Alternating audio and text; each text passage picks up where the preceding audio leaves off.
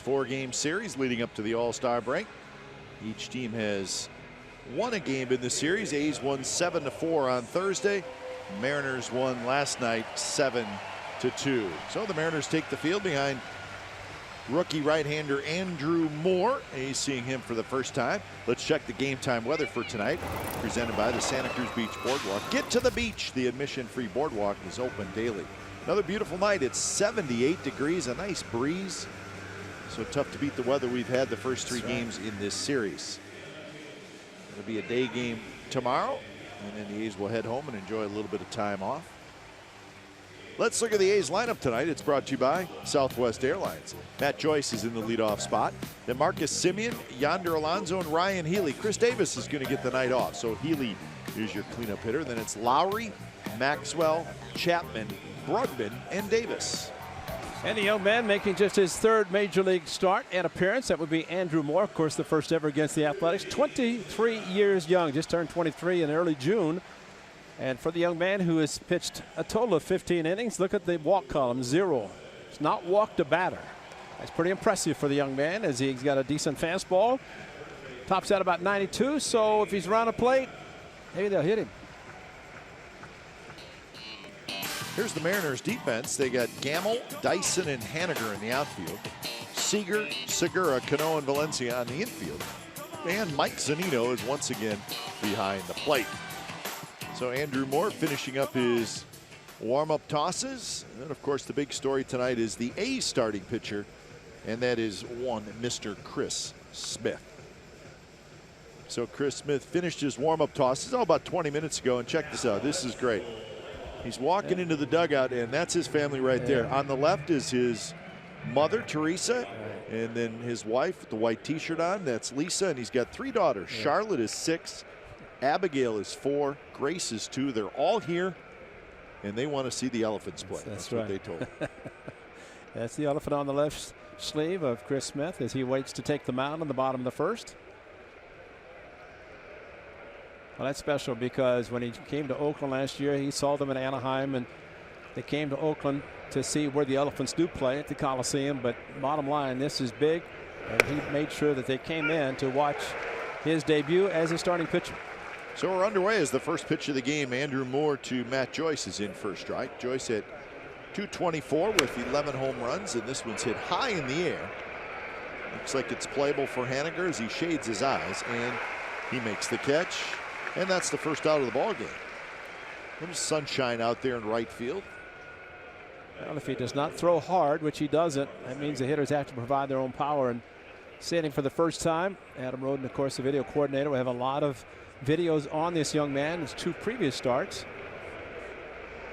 But they will see him for the first time when they get to the plate. Outside corner strike to Marcus Semien. If he doesn't walk anybody, you might as well be up there hacking because he's around the plate. Tried to go outside again, and it's a swing. So that's C.B. Buckner calling balls and strikes. Field and Culberth at first. He's the crew chief. Then Mark Carlson and Chris Siegel round him out. So 1-2 the count. That check swing by Semien on the second pitch was called a swing by Field and Culberth.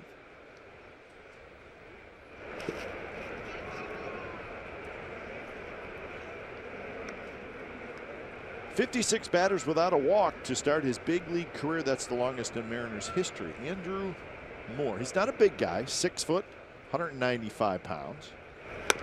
Swing and a miss, struck him out. There's a changeup at 82. A high changeup, but here for the fastball was Semien, and no contact made. Well, Moore was a high draft pick. He was a 2nd-round pick just a couple years ago in 2015.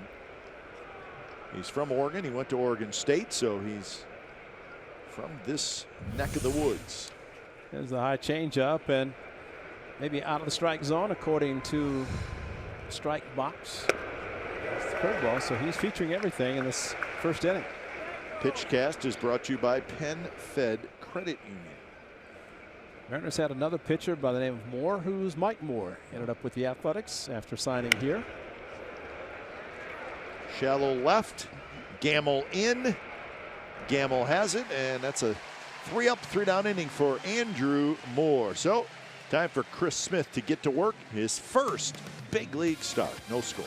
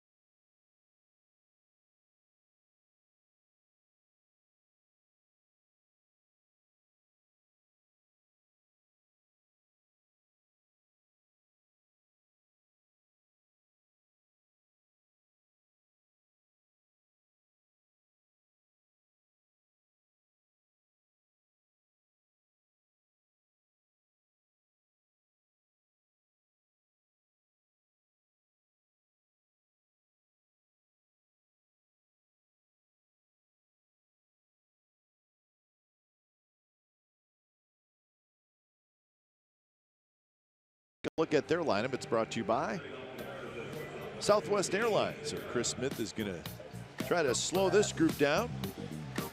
Pretty good group. Segura, Gamble, Cano, Cruz, Seager, Valencia, Haniger, Dyson, and Zunino. That's the Mariners starting lineup. And Chris Smith will be making his first start, and it's quite a story. Number 56, he's 36 and oldest ever to make an appearance as a starting pitcher for the Athletics, and it goes back a long time. But for Chris Smith at AAA, record of 4-3 at Nashville. Last year, of course, spent a half a season with the Athletics. And he is as excited as anybody to be taking the mound. Had a little hop, skip, and a jump over the foul line as he came out to the mound. As he faces Gene Segura to lead it off. Throw that baseball out. That's right. That's the first one, and get it authenticated. Segura at .352 with 6 home runs, 28 runs batted in. Good series. He's 5 for 8. There's a strike. You know, it's amazing. Chris Smith is not overpowering. He relies on control, and that's what good pitchers will do. And he's been able to stay around long enough because of his control. And we saw him last year, second half of the season. He's made 63 big league relief appearances, and this is his first start. Last year, 13 appearances out of the bullpen. He had 29 strikeouts in 24 2/3 innings last year. Here's the defense behind Smith. Davis, Brugman, and Joyce in the outfield. Chapman, Simeon, Lowry, and Alonso on the infield. And Maxwell does the catching. This one tapped slowly. Chapman charges, needs a strong arm. He's got it, and they get Segura. Man, is that impressive. That's impressive. Last night was the first time we'd seen Matt Chapman try to barehand the ball. This time, though, with a ball hit off the end of the bat, Segura runs well, put it in the glove, transfer, strong throw, gets him by a step. That is a tremendous play by Matt Chapman. You know, regardless, he's going to swing the bat. He's going to hit a lot of home runs, but his defense right now is the best that we have seen in a long time. So here's Ben Gamble. Gamble at .328 with 4 home runs, 28 runs batted in.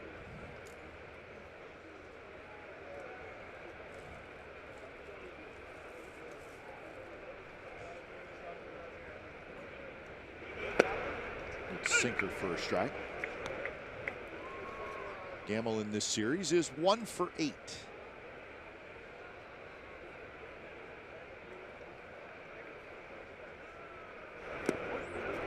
Changeup at 76 miles an hour.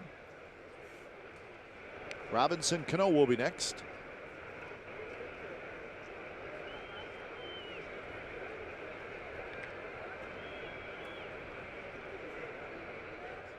A's play Gamble to hit the ball the other way in the outfield. Pretty good gap in right center. Rolls this one to Chapman. Chapman's got it. Throws across. Just in time again. 2 away. Well, Kite, this is pregame ritual for Chris Smith. He's done this. I've noticed it where he'll throw. Watch as he follows through. But you know what he does right there? I've never seen that part. He follows through. He said it's double, that he wants to get a stride, but he goes D for the first, A for the second, D for the third. He lost his father in 2004, so he says, my dad is with me every time I pitch, because he always does that, where he'll follow through and write D-A-D on the mound. Awesome. So it was 2 days after Thanksgiving, 2004. He said his dad never saw him in the big leagues, never saw him fail. He said he just saw him. He's a construction worker, passed away, but ever since then, Chris Smith has done that. Pumps in a first pitch strike to Cano. Chris Smith has been in pro ball 15 years. So he has seen a lot of different towns. Did not play pro ball in 2012. Got back at it after sitting out that year. He actually is a stay-at-home mom. Wife Lisa works, and so he would, season's over, he'd go home and take care of the kids. So 1-2 the count. Change up, and he will mix his pitches quite well, and a lot of them won't be strikes, but hitters at times will swing at his delivery, and it's not as if he has not seen these guys or they have not seen him. He was up a half a season last year, which meant that he saw a lot of the teams, especially in the Western Division.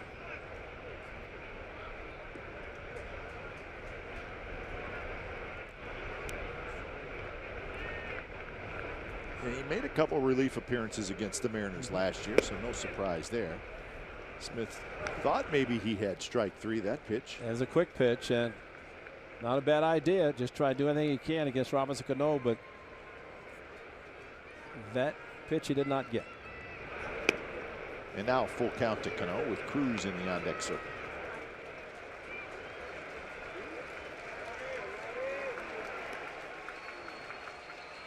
So 6 games in August, 7 games in September for his 13 appearances. He pitched pretty well.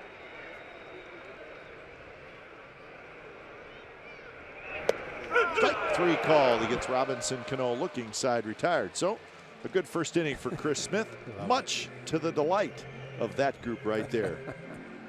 Mom, wife, and 3 daughters. How about that? They're psyched. No score after 1. That's just, the Elephants are winning.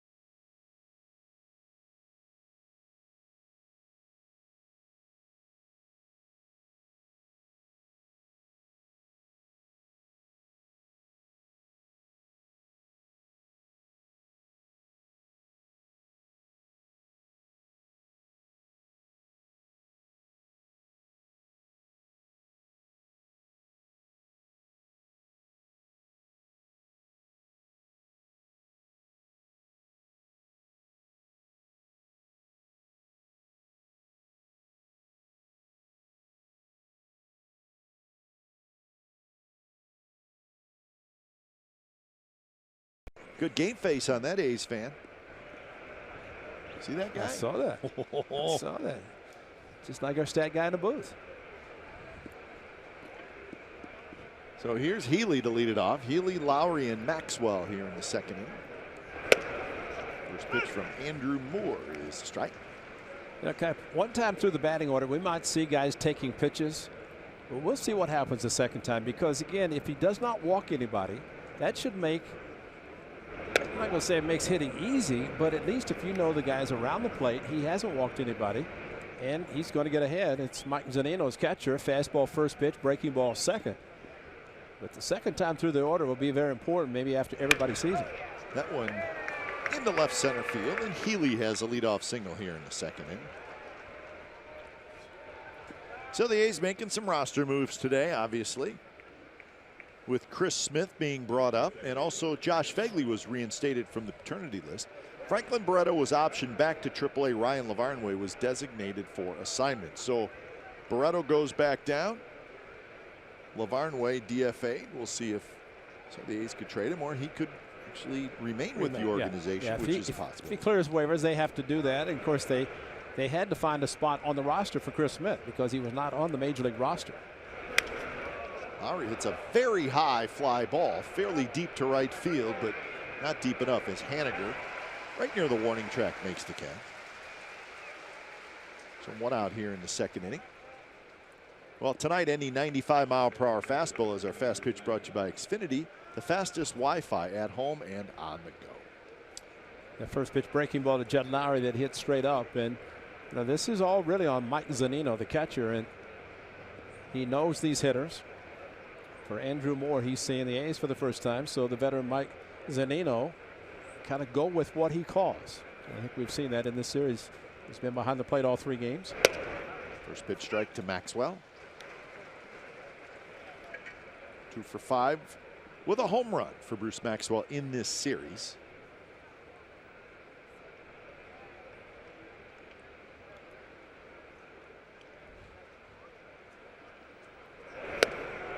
So it's game number 88 for the Athletics. They're 39 and 48. So 9 games under 500.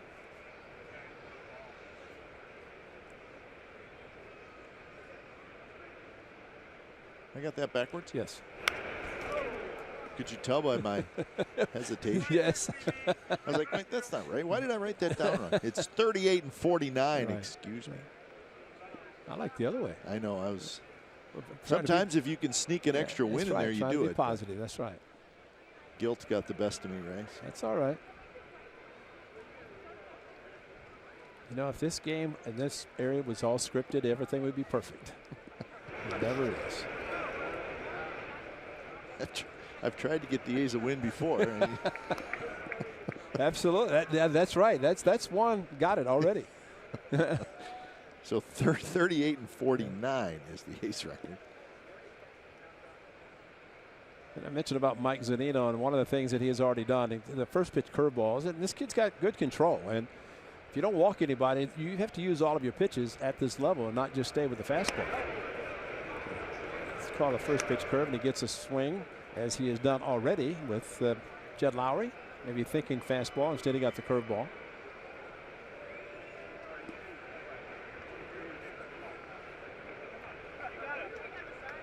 So 2-2 with Healy at first. And now it's 3-2. We're talking about changes and trying to pace up game. If you think about one thing that has occurred since, let's say 1987, when Tony La Russa was the first to do it, and that was to call the pitches, or not pitches, but the throw overs and things like that from the dugout. You see how much time where the pitcher's ready, hitter's ready. Yep. Catcher's got his head in the dugout. You saw with Mike Zunino. Yep. Everybody was ready to go. There's a line drive and a base hit to right field. Healy will stop at second base. 2 on, 1 out. And you're seeing a few, I know in Kansas City, Don Wakamatsu told me that he let Salvador Perez do it. Ned Yost, of course, the manager, walked as the bench coach. Fastball inside, and again, he's around the plate. If he hasn't walked anybody as a hitter, you get to 3-2, you figure you're going to get a pretty good pitch to hit. It happened to be a fastball inside part of the plate. It tops out 92-93. It's a pretty hittable pitch. At this level, you can start seeing some patterns developing. And again, if a kid has not walked anybody, then no one's going to be around. Well, and you know what else he does? And I noticed the same thing you did. He gets it, and he's ready to throw. So he is a fast worker. Right. Yeah, that's exactly right. And he stays on the mound. He gets his sign. And that's when, now first and second, you're not going to get as many, but a runner at first, the catcher will look in the dugout more. Another off-speed pitch, and it's 0-2. So Chapman behind in the count. Chapman at 125 with 3 RBIs.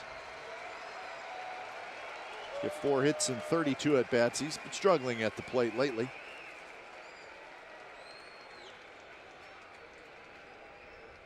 Two pitch is popped up. Seager over. Seager will watch that one head back into the seats.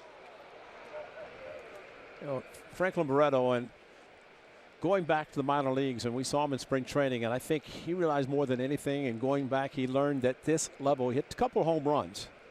Had a walk-off, and of course his first in Chicago. But young players come to the big leagues, and they realize same things that happen in AAA, but as long as they can come here and learn from some failures, gain some experience. And you could see, maybe not this year, but down the road, you're going to see a lot of success from a lot of these young players. Swing and a miss, foul tip. So Chapman strikes out. So 2 away here in the second inning. Biggest thing for young players to not get down, because they can expose you so quickly at this level, especially now with all the scouting reports and tools that opposing pitchers and catchers and managers have on hitters, and adjustments pitch to pitch basically instead of day to day or maybe even a bat to bat. But it's a learning experience, especially for youngsters. Brugman, a little flare to left field, and it's going to fall for a hit. So Healy comes in to score, and the A's grab a 1-0 lead. Swing hard. You don't know where it's going to go, but in this case, inside out swing by Jacob Brugman. Just kind of flared it to left field, inside out, and that's a great swing in the middle of nowhere. And so Brugman went the runner in scoring position. That's something the A's could not do last night. Steve Scarsone, let's go. Wave him in, and the ball with 2 outs, runner on the move. So Brugman gets RBI number 8 on the season. And here's Rajay Davis, the 9th place hitter, and the first pitch is a strike. So 3 hits in the inning.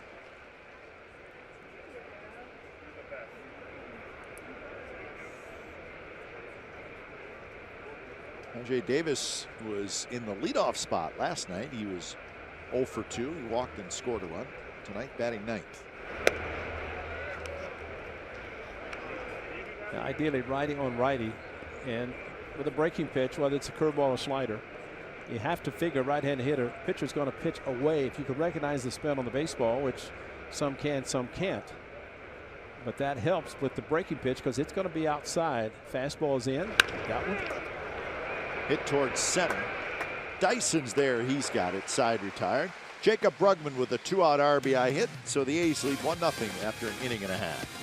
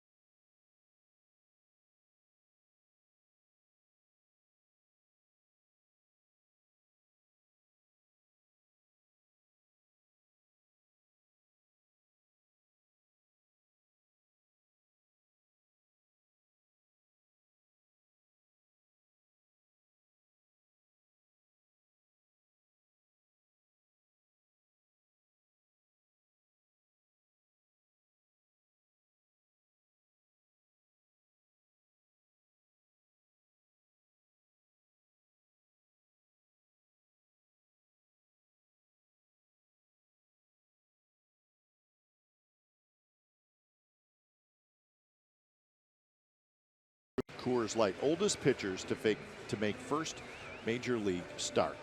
Diomedes Olivo was 43 years old when he started for the Pirates in 1962. Satchel Paige was 42. Les Willis, 39, and Alex McColl was also 39. It's been a long time. I was going to say, you're looking at the most recent in 1962. Go back to 33 and 47. It's good stuff. Good story for Chris Smith. And what is it, the 13th? How many starters have the A's used this year? A whole bunch. Oh, I know. That's a good question. Let's see. I may think 13 is the most. I think the A's have 9 or something like that. But I mean, it's a lot. And that's what happens. I mean, I want to say Brian Price had a team in Cincinnati that had the same starters all season, all 5. It says Chris Smith will become the 12th different pitcher to start a game for the A's this year.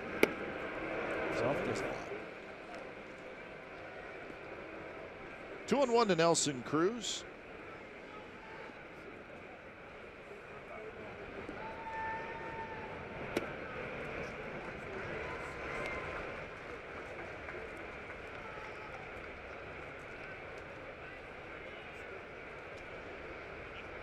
Chris Smith, having started in AAA last year, of course, out of the bullpen.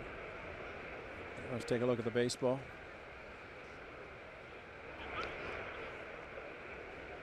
Hey, he's not Gaylord Perry. Come on. Exactly. I mean, Gaylord pitched here and all,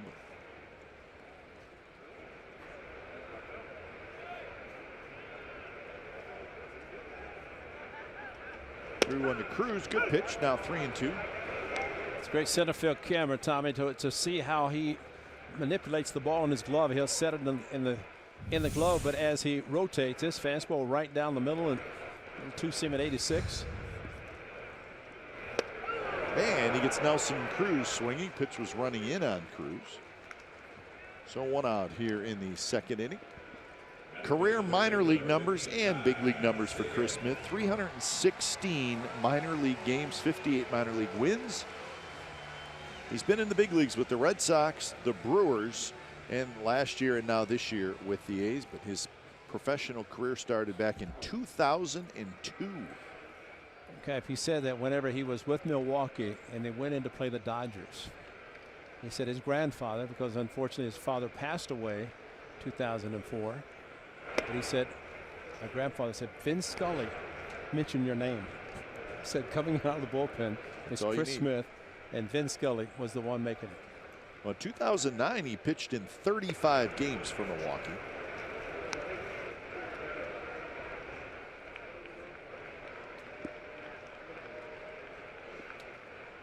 He's originally the 4th round pick of the Boston Red Sox in that 2002 draft.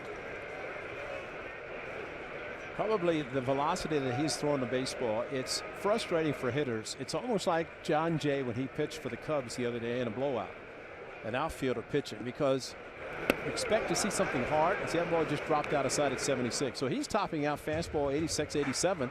Throws a changeup at 76. Watch this ball. It's kind of a sinker. Seemed almost like a screwball coming out of his hand.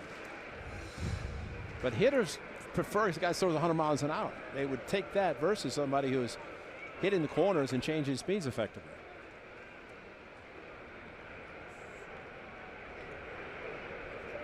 Two to Seager. Seager lines one right over the head of Lowry for a 1-out base hit. First hit for the Mariners.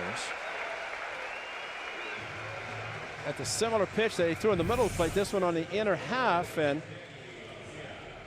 kind of sailed back over the middle of the plate.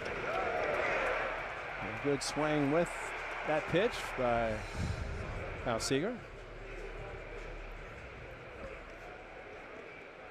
So with 1 out, here's Danny Valencia. Valencia's had a good series. He's 4 for 8 with a homer, 3 RBIs, and 3 runs scored. Home run on Thursday night, and last night he was 3 for 4. What Chris Smith is trying to do, get hitters to roll over on pitches. Try to pull a pitch that's thrown softly and try to get a ground ball in a double play.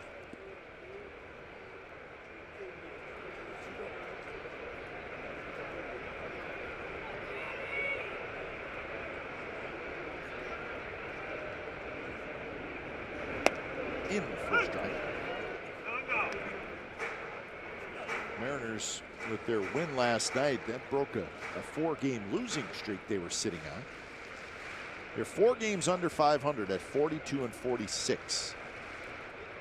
That win also broke a 8-game losing streak at home, which was very surprising. They're 26-21 here at Safeco.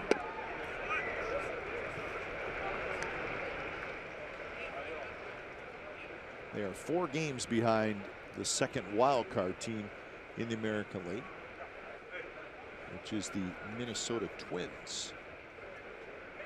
Yankees and the Twins are the 2 wild card teams right now. Good swing by Valencia, fouled it straight back. And a walk-off today against the Brewers for the Yankees. That's right. And it wasn't a guy named Judge. Is it Clint Frazier? Is that his name? Yes. Clint. He's the outfielder that the Yankees got from the Indians for Andrew Miller. See, that's the wild card. Very tight. Yankees number 1. You got 3 tied for the second. Angels right behind them. Chapman cannot quite get it. Semien does. He throws to second to get the out there. A nice play by Marcus Semien. A very nice play, and you just hope if you dive for the ball, you're the shortstop. You don't want the deflection. And went under the glove, and Semien right there as if he's making the play himself.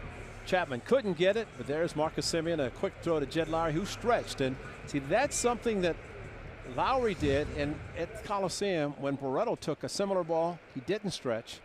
And there's times when you can't turn a double play, you'll be a first baseman, just stretch. Jed Lowry did it perfectly.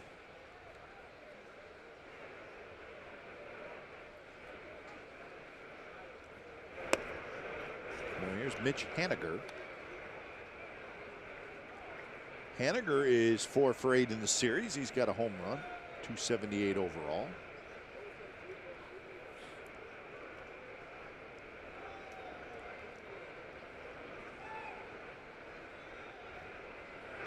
And he rips one foul. Haniger had a great month of April.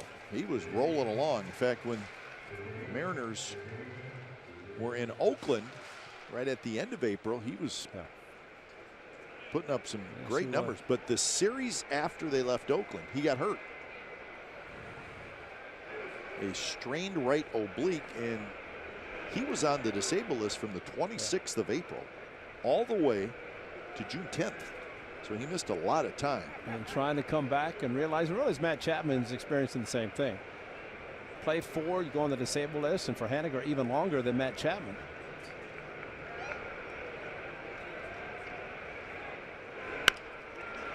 Semien, nice hop to second, side retired. So hitting a runner left. We're headed to the 3rd from Safeco. A's with a 1-0 lead.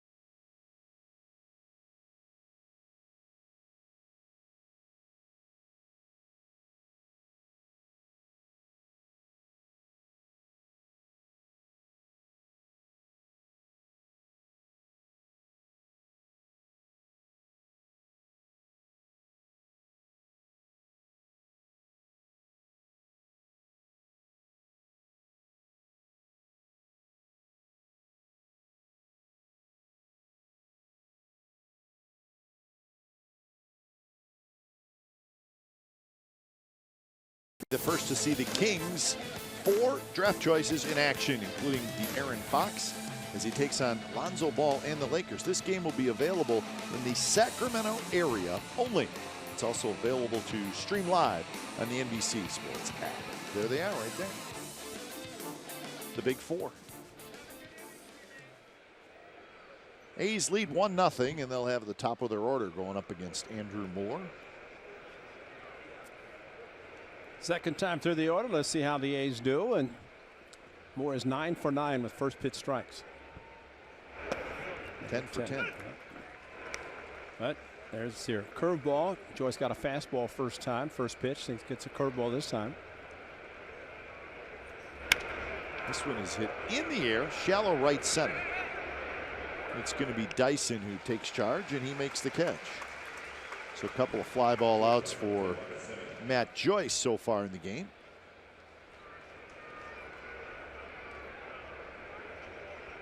And that'll bring up Marcus Semien. A's come into the ball game 11th in the American League in runs scored. They're 5th in home runs. They're 11th in stolen bases. Batting average a little low at .238. That's the lowest batting average in the American League.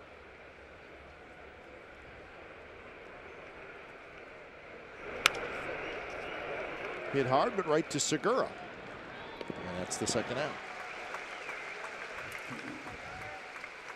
Yeah, I think a lot of times, Cap, when we talk about catchers and pitching, and for Mike Zunino, this is a case where the pitcher is going with him. And they have scouting reports, but he also has to remember what he called first pitch previous at-bats, because he is alternating and what he's doing the second time through. And that's very important for a catcher, not only to think about a scouting report, but also how hitters got out in the first time. He's 12 for 12. Well, every sport is full of nuances and little things that make maybe a bigger difference than you realize. I would say the pitcher-catcher relationship and trying to be on the same page is one of those things that, unless you actually played like you did and were a catcher, you probably don't realize it. Yeah, I don't realize it. I mean, I like listening to you talk about it. I like watching this ball leave the yard. Somewhere. It's out there somewhere, Ray Foster. Yes, it is, and it was off speed, and he made the mistake. And Yonder Alonso was so happy to have 19, but he said, I want 20 before the game. Well, he just got his 20th. And he's going to Miami for Tuesday. Waves to his family. There's your curveball, a hanger at 76, and he crushed it. That's what good hitters will do. See the uppercut swing. Somebody's yelling, get out of here. They had no problem getting out of here. Get out of here. That's the A's dugout yelling, get out of here. And it did. And number 20 for Yonder Alonso. And if he doesn't get another one, the rest of this game or tomorrow against King Felix, he's got his 20 going to Miami. That's good. So 20 homers and 43 RBIs, and it's the breakout season for Yonder Alonso. He's never hit more than 9 before this year. Healy hits that one off the end of the bat to Cano, who is playing right behind second base. Side retired, but the A's get another run thanks to Yonder Alonso's 20th home run of the year. So a nice round number, but he's going to look for some more in the second half. 2-0 A's lead as we go to the bottom of the third.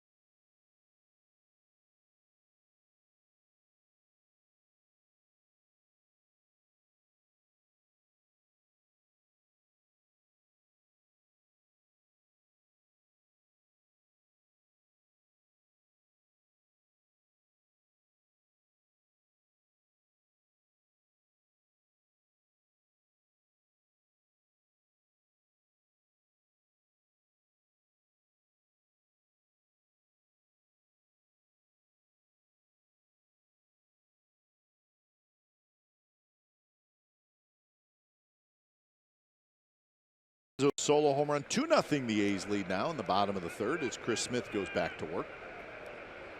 2 2-out runs for the Athletics, and that's always big, even though Yonders was a home run. Brugman the base hit. Dyson fair. Hits the sidewall. It stops. Dyson is going to stop at second base. That's probably good for the A's that ball didn't roll all the way down into the corner. You're right. It hit the sidewall and then it just died right there. A fan almost touched it but did not. So it's a double. Ball up a little bit to Dyson, and inner part of the plate at 85. Yonder playing in, couldn't catch it. There's what Kev's talking about. Just stopped, and the fan reached over and pulled the glove back, realizing that Dyson, who had to have 3 on his mind, but the ball did lodge underneath the pad. And I was amazed when runners are looking back at the ball instead of checking out the third base coach. So here's Zunino. Zunino takes down and away. 226 for Zunino, 12 homers, 36 RBIs. He is 0 for 7 in this series. Had a huge month of June.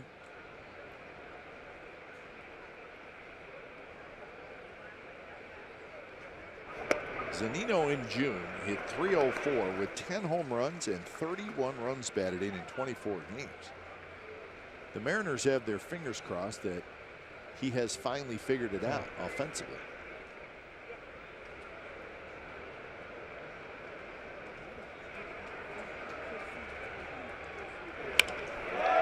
This one in the air toward Rajai Davis, and Davis grabs it. So ball was hit on a line, but Davis is there. You know, Cap, one thing we have seen in this series, Zunino started all 3 games. You would think tomorrow, day game after night game, Ruiz will be in there, but you know, they realize that Mike Zunino, and as you mentioned on Thursday, what Scott Brocious, who was his hitting coach at AAA last year, said he felt it was necessary to go back, but still think what he does behind the plate is exceptional. One of the best in the league when it comes to calling the game and blocking balls, and unfortunately, the offense is necessary.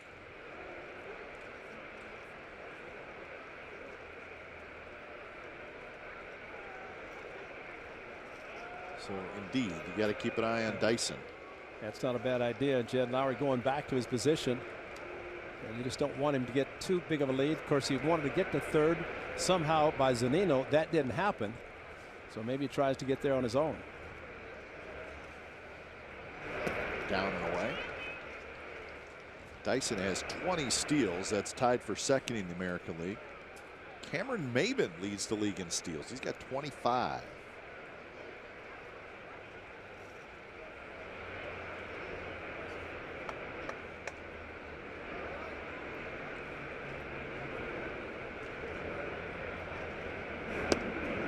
Dyson still third in that wild card game? Yes, he did. He's second, third. They stowed 7 late. I just want to say I remember him like sliding into third. Yeah, with I don't even know if he got a throw.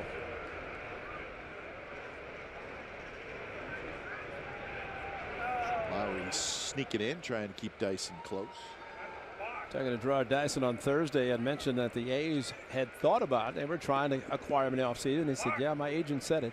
He said, I didn't care where I went. I just wanted to play. And ended up here in Seattle, covering a big pasture in center field. But the speed is the one thing the A's wanted. They ended up signing Rajai. Dyson has tremendous speed. Segura rips one toward Rajai Davis, and he can't get it.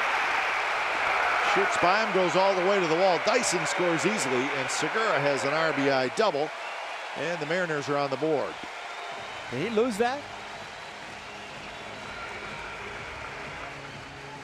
He ended up reaching for the ball, but it seemed like the ball was going to go almost to him, maybe slightly to his left.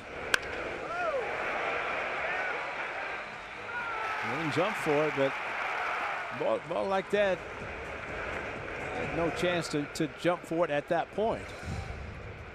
I was in center field last night, and it is different when you go to the corner after playing in center field. So a couple of doubles for the Mariners to get them their first run. It's 2-1. Gamble up the middle. Lowry can't get it. Here comes Segura around third. Segura will score, and it's 2-2.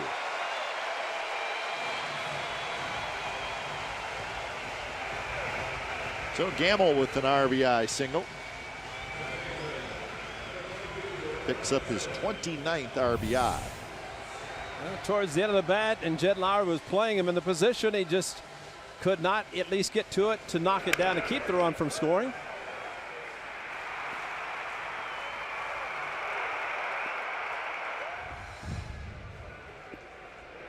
So still only one out, and now the big hitters are coming up, starting with Robinson Cano. Cano struck out looking in the first inning. You got Cano and Nelson Cruz, both 3-2 counts.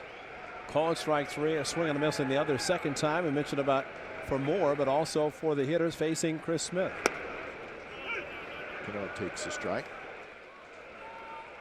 I think Cano thought it was a ball.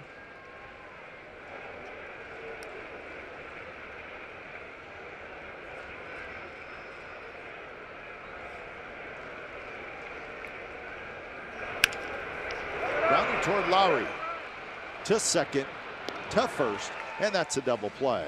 So 4-6-3 double play, but a couple of runs for the Mariners. We're headed to the fourth. It's now a 2-2 game.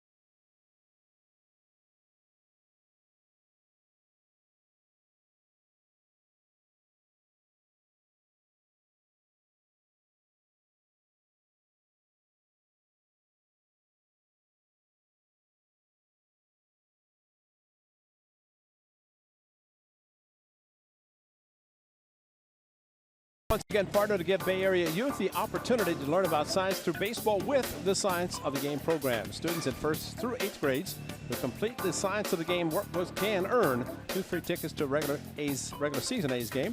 Visit athletics.com/science to get your workbooks today. That'd be a good one to get. Beautiful night here in Seattle. Nice crowd. That's the party deck out in left center, the place to be always. Or you could just slide on over to Edgar's if you want a little more mellow atmosphere, but still some food and drinks. See, there's Edgar's. A little bit of a smaller establishment. Maybe a little older crowd goes to Edgar's. Maybe a little bit more of the college crowd goes to the party deck out in deep left center field. I don't know that for sure. It's more of a guess.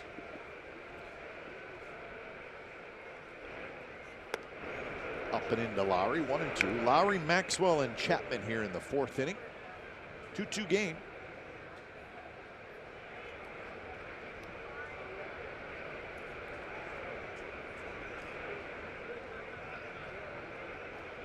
Lowry hit a fly ball to right field in the 2nd inning. Shift on the infield, straight away in the outfield.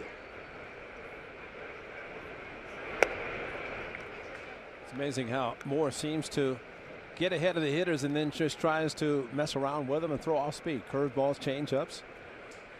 But he's pretty consistent getting ahead. Nice pick by Seager, who's playing the shortstop spot. So it'll be a 5-3 on the putout.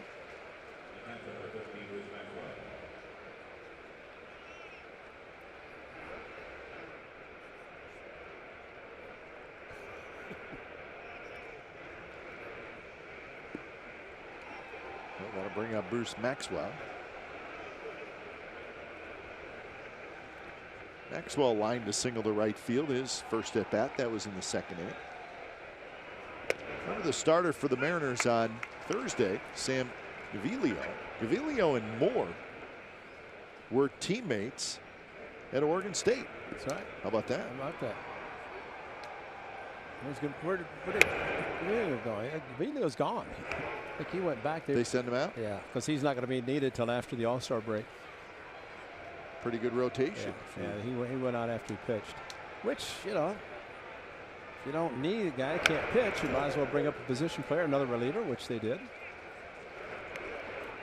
So both guys get to the big leagues, and they get to the big leagues with the team closest to where they grew up, the Seattle Mariners. One of 5 rookie pitchers to start this year for the Mariners, including Dylan Overton. And by the way, Kip, it's 8 o'clock, which the glare in the left field, it's back. Yeah. So it's 8 o'clock local time. I didn't realize it. Wasn't bothering me until you just told me, and I looked. I wanted to make sure, because if it bothers me, I want to make sure you're going to be right with me. You know, like when your parents say don't look up at the sun, and you do, and then you can't see for an hour. Yeah. Well, just hang around. It'll be in right field pretty soon. Not being able to see as you're doing play-by-play is not great. Yeah, that building right there is the one that's the problem.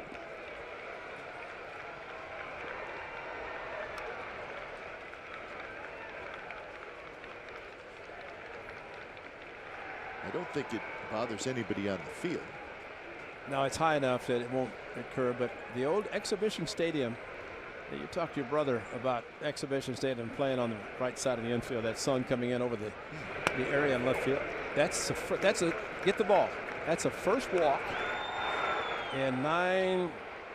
Yeah, that's see, what do you go? 56 batters before tonight without walking a batter. 18 1/3 innings. So he's got a big league walk. But he's 15 for 15 first pitch strikes. Not too shabby. He doesn't know what to do. So wait a minute, that guy just walked to first base. He didn't get on via the hit or something. Swing and a miss by Matt Chapman. The first walk, 69 batters faced.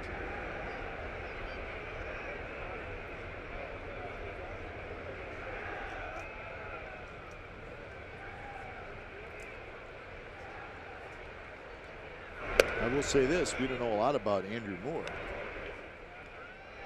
but he throws strikes and he works quickly. It's a nice combination. It's kind of nice. 15 balls, 36 strikes. Seems to have a little bit of an idea what he's doing out there. He's not going to overpower you at all. Now it's 1 or 2, 91 miles an hour. Well, Paxton had 23 innings of scoreless baseball when he faced the A's at the Coliseum. The A's beat him. And they can do the same tonight with the first walk given up by Andrew Moore.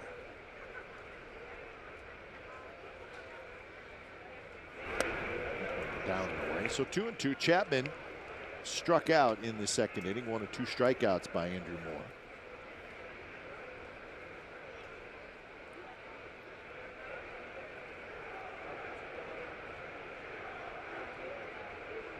Maxwell, the runner at first. Chapman fouls it just to our left, up over our head.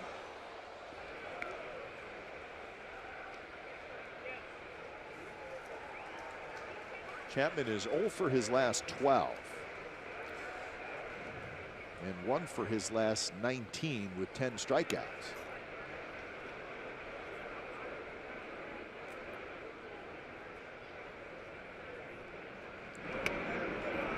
able to lay off that.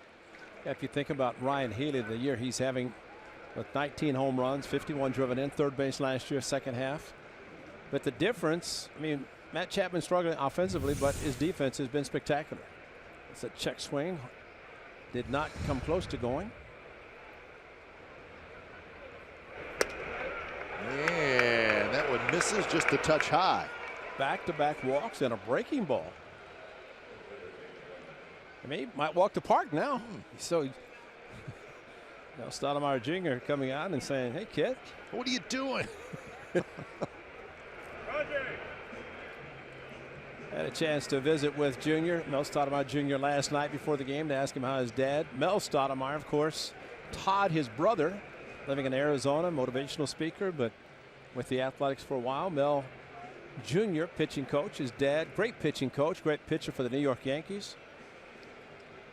Mel was talking about Jr. about how he and his family, mother, and all the family went back a couple years ago when his dad received the plaque at Yankee Stadium out at Monument Park. And he said his dad was on the bench saying, "They forgot me." As it turned out, he was last to be introduced and walked out and saw his family, and quite a thrill for the Stoudemire family. We wish him well as he is going through a little tough time medically. Brugman bunts, and it's going to roll foul. Okay, there you are. Got a runner in scoring position, and I don't know. It's sometime. I mean, while it could be a good idea, you get maybe the bases loaded, but and you got a chance to drive in a run, which you did in his first at bat. You get a runner in scoring position, and it's not a sacrifice. That man's not calling it to bunt. And sometimes you're helping because even if he gets a base hit, Rajai could hit a double play. When you have a chance now to drive in a run by swinging the bat. So 0-1 to Brugman. And now it's 0-2. That pitch is in the dirt, down and in, blocked by Zunino.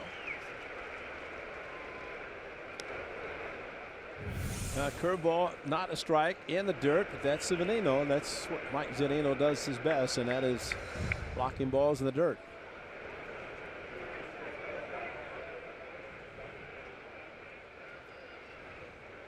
.58 pitches thrown by Andrew Moore.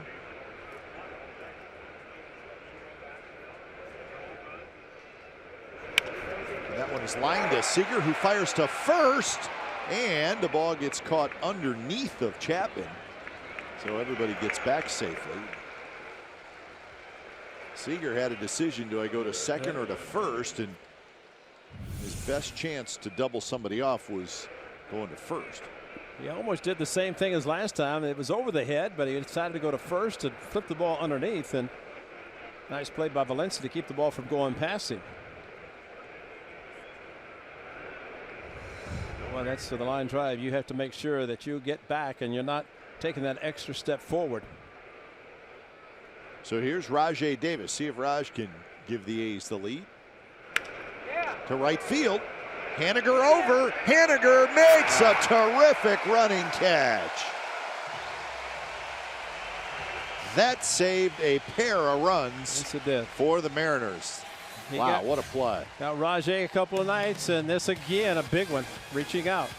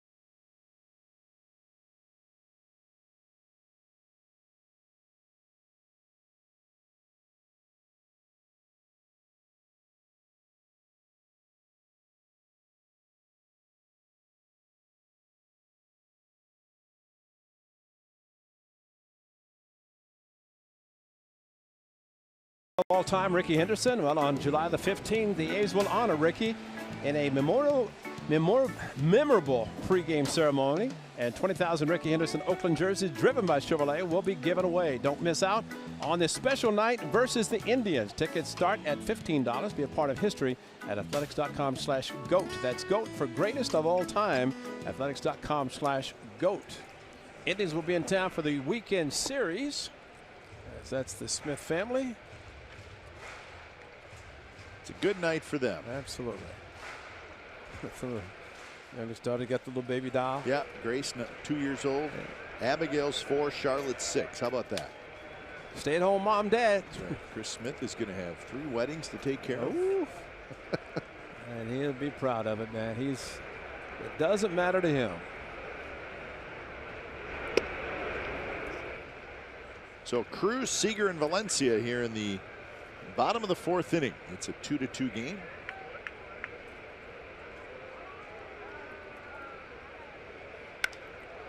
Cruz skies one to center. Room for Brugman, and he's got it. This was a really, really good play, right? I mean, he is outstretched completely. Rajay a couple of times already in this series has gone there, but this probably the best by Haniger, because you're right, it would have driven in 2 runs, reached out as far as he could with a big glove, makes the catch going to the foul line, saved a couple, but Rajay, good idea going that direction, but not enough, as he's able to track it down. Haniger, a pretty good outfielder, and that's what you do if you're not swinging the bat. You make those defensive plays. You can save as many as you drive in. One away for Seager. Seager hits one high in the air to right field. Joyce near the wall. Just enough room, 2 away. You know what's happening with both Seager and Cruz? They've had to provide their own power. And that's one of the differences of somebody who throws extremely hard. You put a good swing, make solid contact, the ball's going to go. That ball at 76, so while it looked good, it was high, it was deep, but it was caught. Same with Cruz, the previous batter, to center field. So if it's 86, it's probably out. It's a home run, you're right.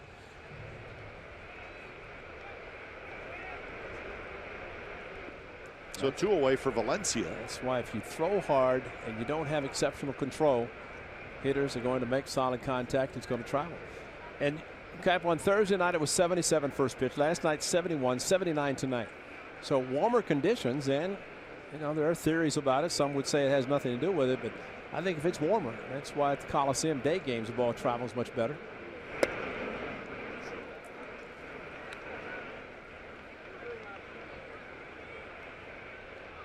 Well, those youngsters right there are really cheering big time for Chris Smith. We chuckled about it many times last year, Ray, when Chris Smith was with the A's for what, the final 2 months, give or take. Nobody enjoyed himself more than Chris Smith in those final 2 months. Absolutely. Absolutely. He enjoyed it so much. And you know, you just have to pull for somebody like that to endure what the, you know, he was a pitching coach at Riverside. And matter of fact, he was there when he said his pitchers, they faced Fresno State when Aaron Judge was there. He saw his size and he said, "Good luck, pitchers." Can't help it here. That's right. He looked up at him. He goes, "Got no chance. Good luck." So it goes independent ball. I mean, out of baseball. And here he is on the big stage tonight, making his first ever Major League start at 36. Valencia broke it back down the left field line. It is foul.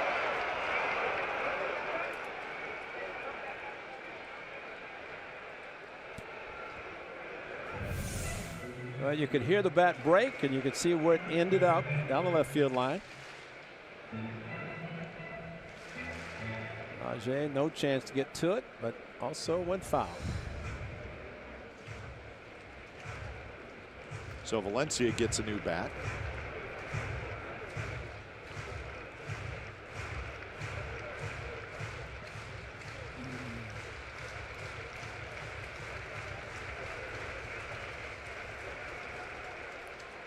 So the count is 3-2. There's a good look at the crowd tonight. Did you get your Kyle Seager bobblehead? Not yet. I'd like to get one. I don't think we will. They walk right past our booth. Changeup cued down the first base line. Smith cannot pick it up, and Valencia's aboard. Well, that's frustrating.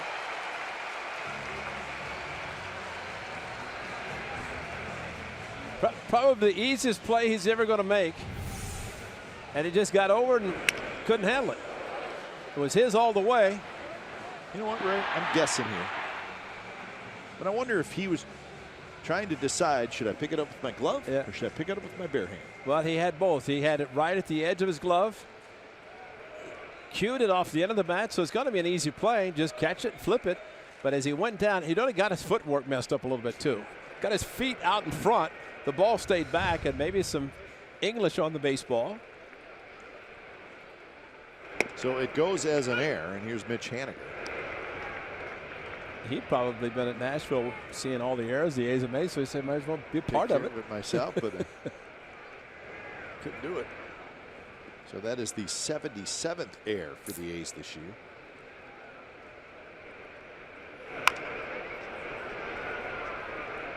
So quick 0-2 to Mitch Haniger, who grounded out to short to end the second inning.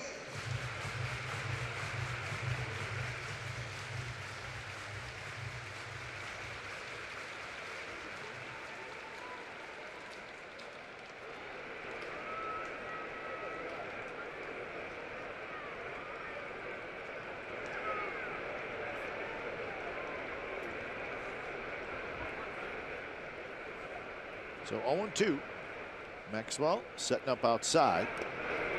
Ball away from Maxwell. And Valencia will trot down to second. It's going as a wild pitch, but it should have been blocked in. Maxwell did a good job getting down in front of it. Hit his catcher's mitt, though, and hit off to the side, went to the side. I think a lot of times, Cap, and Bruce does it, and a lot of catchers will do it. If you have your hand behind your back and trying to block a ball, it's hard to square up a ball and not have it go off to the side. You see more and more catchers do it, and while it's a good way to protect the hand. So off-speed pitch toward right center. In comes Joyce. He's got it. Side retired. So an error, runner left, and we're moving to the fifth. It'll be the top of the order for the Athletics. Did you see that?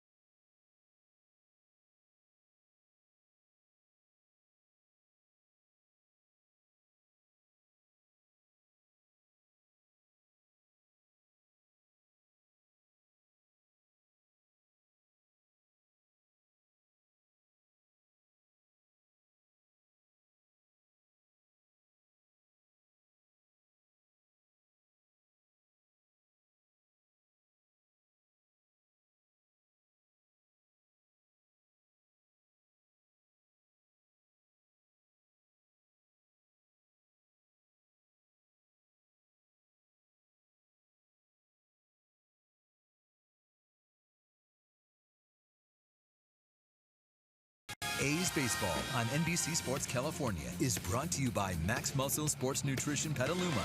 NPC athlete Lori Mathis is there to help you get in shape this summer. So back here at Safeco Field in Seattle, it's the A's 2 and the Mariners 2, top of the fifth inning.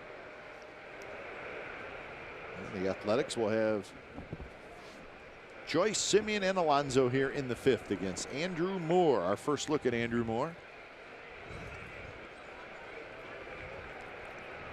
as he's making his 3rd big league start. You know, I was thinking as we showed some of the fans sitting here watching, Ray, of all the ballparks that we go to, and we like this one, we've said it many times. But when it's summertime here in Seattle and it's 75, 80 degrees during the day, I can't think of a ballpark where it's more comfortable at night to sit and watch a game. Exactly just right. just from a temperature, weather, no humidity standpoint. Because even in Oakland, where it's nice out, but it gets a little cool later. Absolutely, in the yeah. But you're right, because I mean, first pitch the sun stays out longer. Exactly. 79 first pitch, and then cools off very nicely, or at least comfortable. Talking to Matt Chapman yesterday, of course, here for the first time, and he was not familiar with the King Dome and how the 95 season was instrumental in getting the stadium built. And you're right, with the retractable roof, it's like a carport, but it is a beautiful stadium. And to have the roof open will be all 4 games. This is unusual. And you come here in April, it's still pretty chilly, but put a jacket on and you're fine. September, same thing. For this time of year, lots of sunshine during the day. It's tough to beat the comfort of the weather here in this ballpark this time of year. This one is popped up. There's going to be a play as Valencia comes down the line into foul territory and he grabs it. And then you got that. That's beautiful. Puget Sound. Is that the ferry going over to Victoria? Could be. From our coming back, Bainbridge Island. Thank you. It's beautiful nonetheless, and you're right. It's a little past 8:20 here. Got Mount Rainier in the background there. Is that the real Mount Rainier? I didn't know it was that close. But after 18 batters, he finally threw a first pitch out of the strike zone to Joy. So 18 for 19, now 19 for 20 first pitch strikes for Andrew Moore. And he's right around the plate. Yes, he is.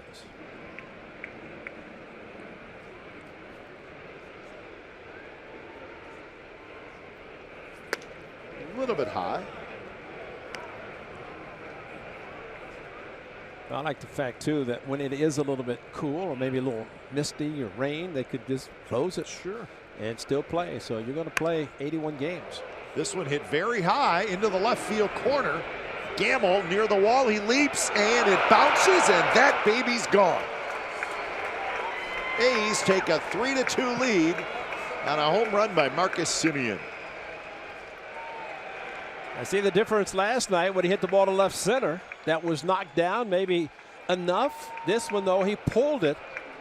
Actually, Gamble timed his lead pretty nicely.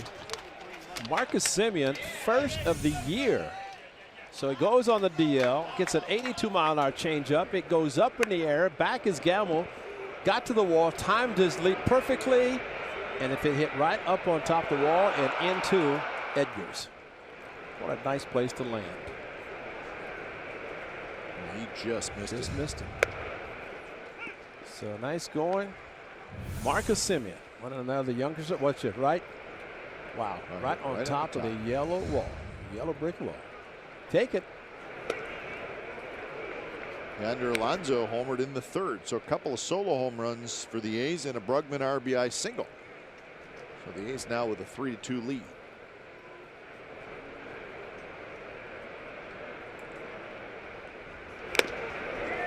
Moore gave up one home run in his big league debut. His second start, he gave up 2 home runs, and he's given up 2 tonight. I guess that is going to happen if you're around the plate as much as he is. Exactly. And, you know, the surprising thing at 82 that Marcus Semien just hit his, I mean, you got to provide your own power. And Alonso had a curveball, so it's not like they're teeing off on his fastball, which really is still only about 91, 92. That's Marcus about his rehab assignment. He went about 9 games. He said he was supposed to do it again on Thursday, but instead they said, how about coming here? It's Yonder Alonso, number 20, or Yonder. And everybody yelling, get out of here. I don't think it needed any help. That ball was crushed and got out easily. Number 20 for Yonder Alonso. This one's a broken bat.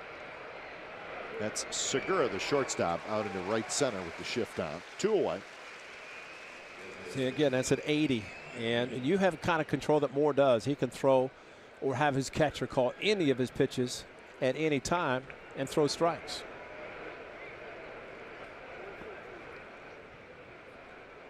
It's a nice feeling for a catcher to do that. And Cap, we were talking earlier about kind of the relationship between pitcher and catcher. And one of the things, and I mentioned briefly last night about LaVarn Wade, and it was nothing against him, but he's catching Manaea for the first time. And as a pitcher, you get a little bit comfortable with catchers because you're on the same page because a catcher has caught you enough times. Now you get somebody and you're saying, wait a minute, that's not the pitch that I wanted to throw. And that's why if you see pitchers and catchers working in a nice rhythm and sync, that means pitchers basically saying, you call the pitch and I'm going to throw it. And that's a good relationship to have, with the pitcher and catcher. And you don't want your pitcher to at all be getting a little frustrated about the situation. Calling the guy out. But the one thing you can see them talking on the bench. This ball got Ryan Healy threw his bat. Looks like he's going to be all right, but that's scary, especially around the hands. So Healy aboard with 2 outs.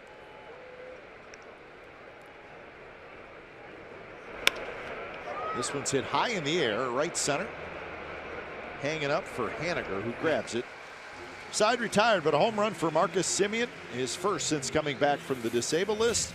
So it's always great to see Marcus Semien back in the lineup. 3-2 A's lead as we head to the bottom of the 5th.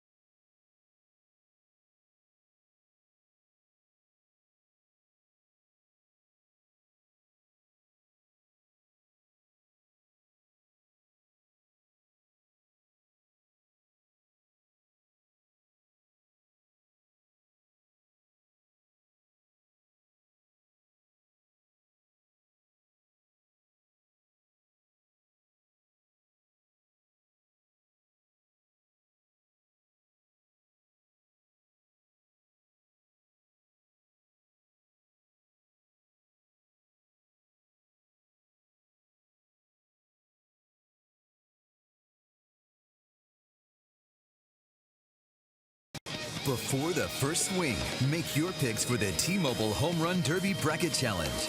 With a little luck, you and 3 friends may be going to the 2017 World Series, thanks to T-Mobile.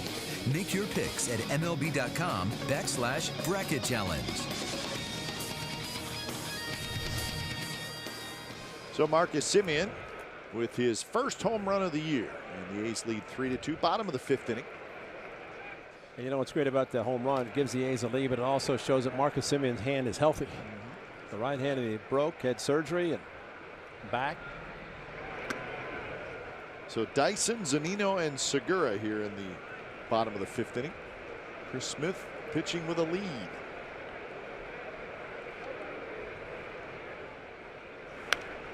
Dyson reaches for it, pops it foul, 74 miles an hour. The pitch that Dyson hit in his first at bat was inner part of the plate and hooked it down the right field line. 3 hits in the 3rd, 1 in the 2nd, and that's it.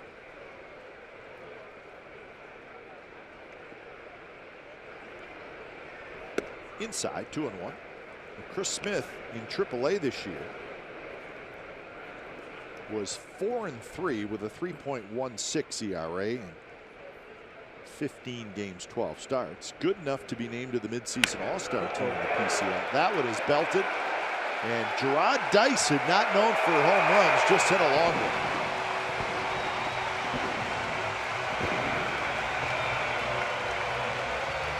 So we're tied at 3. Well, the 4 was a career high. He keeps adding on. You know, I would not go inside to him anymore. And they tried it the first at bat. He got a double. This, look for location of this one. Trying to bring it back at an 86 in the middle of the plate. That is a very hittable pitch. And Gerard Dyson just showed exactly what you do with that. He knew it was gone. You don't hit a lot. Normally you run hard, but he hit that one. He knew it was gone without any problem.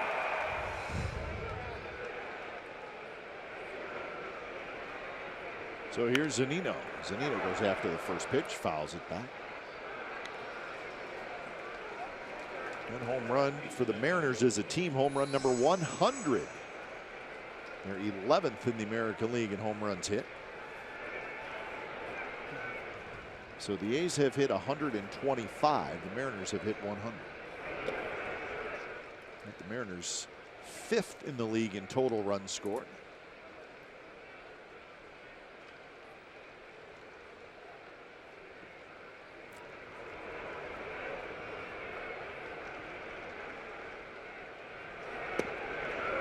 And now it's 1-2. But as I was saying, the PCL All-Star team, Smith named to it. That game is going to be played Wednesday in nearby Tacoma. So he will obviously will not participate in that.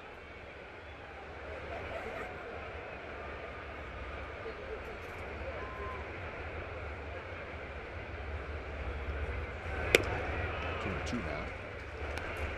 Pitches for Smith. He's at 65.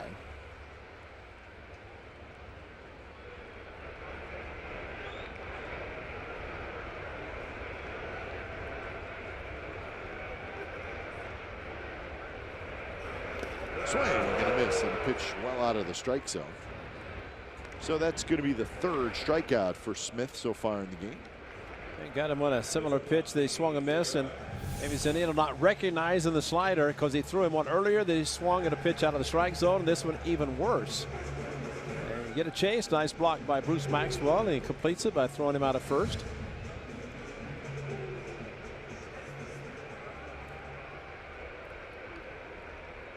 Now the pitch that Dyson hit, it's one that righties will throw to the lefties.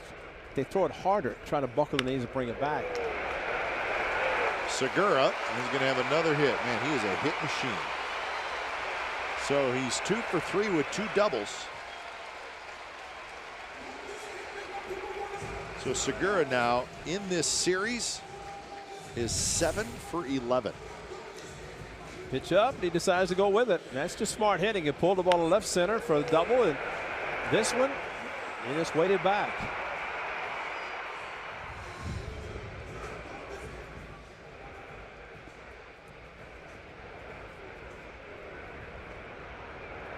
So that's the go-ahead run at second base with 1 out. Here's Ben Gamel. Gamel with an RBI single in the 3rd.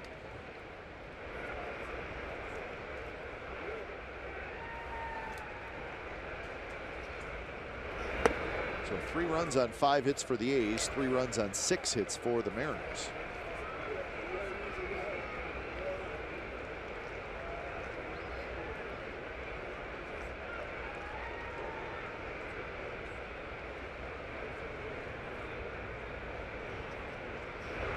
Swing and a miss. Smith.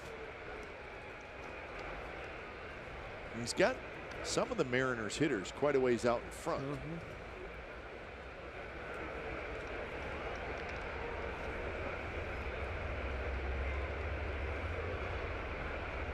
But he's also probably throwing under the hitting speed, which can be difficult for a hitter.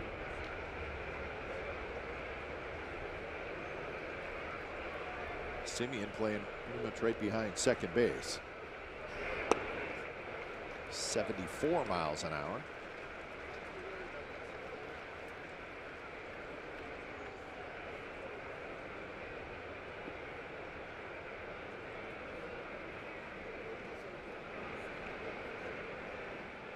On deck is Robinson Cano. Just missed, and now it's 3-1. Well, you got to be careful here with the part of the lineup that's coming up. Lower part of the strike zone, but C.B. Bucknor did not like it. But at least the location was better in the outside part of the plate. Robinson Cano rolled over on a similar pitch. Second at bat, turned it into a 4-6-3 double play. Gamble takes it low.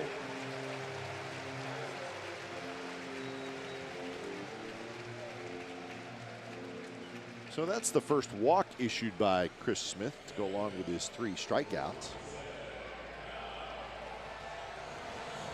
Scott Emerson, a few words of wisdom for Chris Smith. Pitch count's all right. The concern, of course, is going through the batting order. That's the 3rd time. Well, the thing here with Cano, and we all know what a great hitter he is, but he's not running 100%. Right. He's got a bad knee. That's why in his last at bat he rolled over on a fastball outside, and as you described the first one, it was called a strike. He wasn't pleased with it. Then rolled over on the next one. He's got an easy 4-6-3 double play. Problem is he can also take the same pitch the opposite field, and that's the concern, especially with a runner in scoring position. First pitch, it's a strike. Didn't like that either. He did not.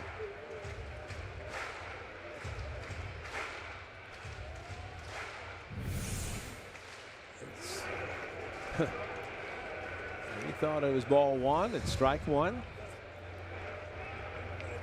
I thought first inning when he struck out, was called out. He took a couple of pitches that C.B. Bucknor was hitter friendly with the call.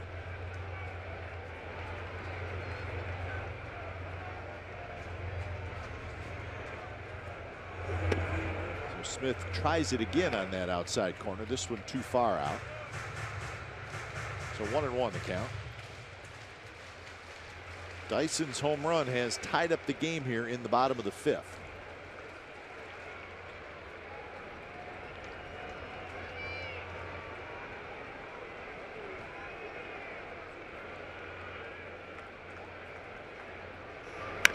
And that one is driven to right. Joyce goes back. Joyce, warning track, got it. Gets it back in quickly. Segura goes from second to third. End of the bat.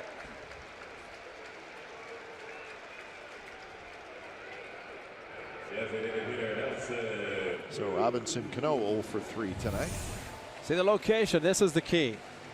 Reaches out 73, maybe even out of the strike zone, but tried to lift to right field, and that's simply a pitch that was out of the strike zone, and Robbie tried to hit it out using his own power. Biggest at bat right now of the night. Nelson Cruz just missed one last at bat that he flew out to center field, struck out in the first at bat on a fastball in. Just hope he has it timed him.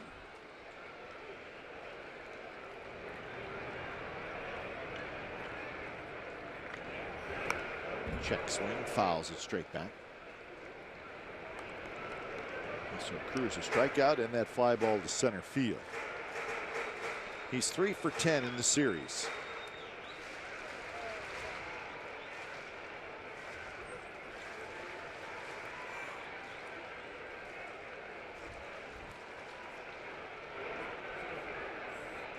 This is the 10th game that these two teams have played against each other. The A's have won 5 and lost 4. So in those 10 games, Nelson Cruz is 11 for 30 with 4 homers and 16 RBIs.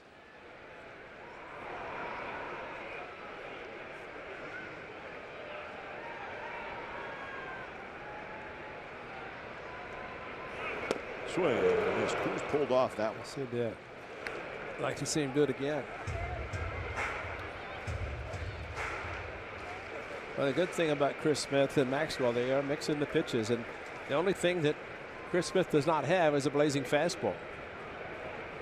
And he has to just rely on his control and kind of the guile of being able to change speeds with all of his pitches.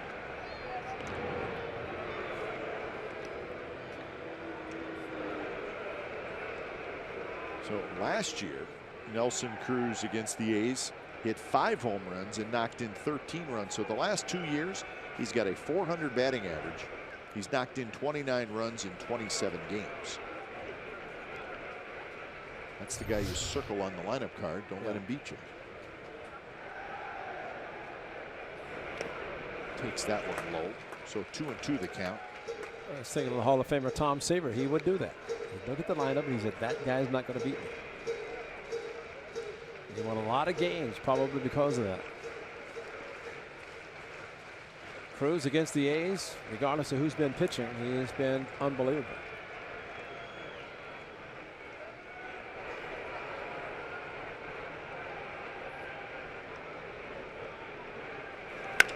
This one is drilled toward Brugman. Brugman spins around and makes the catch.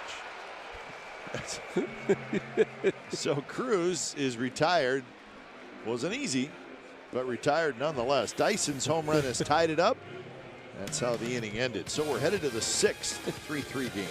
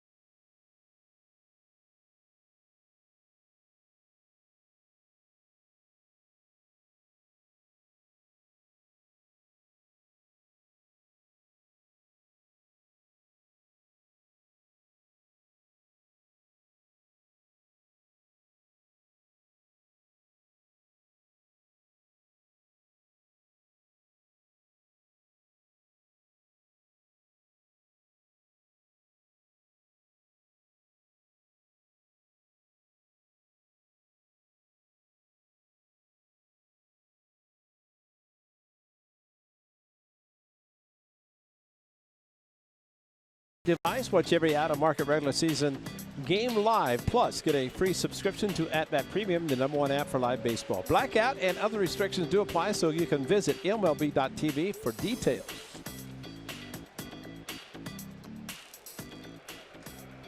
Three game. It's the top of the 6th inning. Bruce Maxwell steps in against Andrew Moore. And the first pitch up and away. Maxwell has singled and he has walked. Sitting at a .311 batting average. Chapman to follow and then Brugman. 80 miles an hour.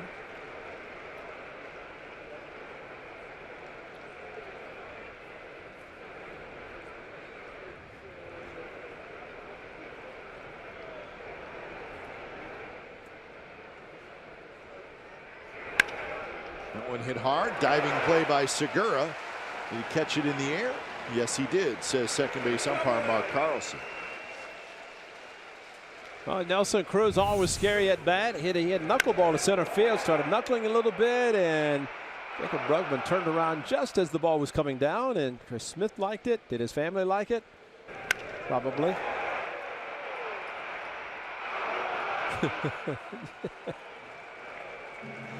Yeah, it's cute.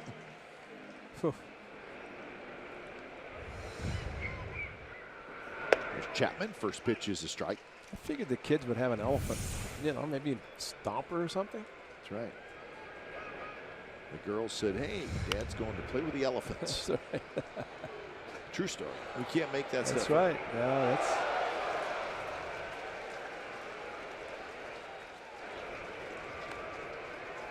Quick 0-2 to Chapman.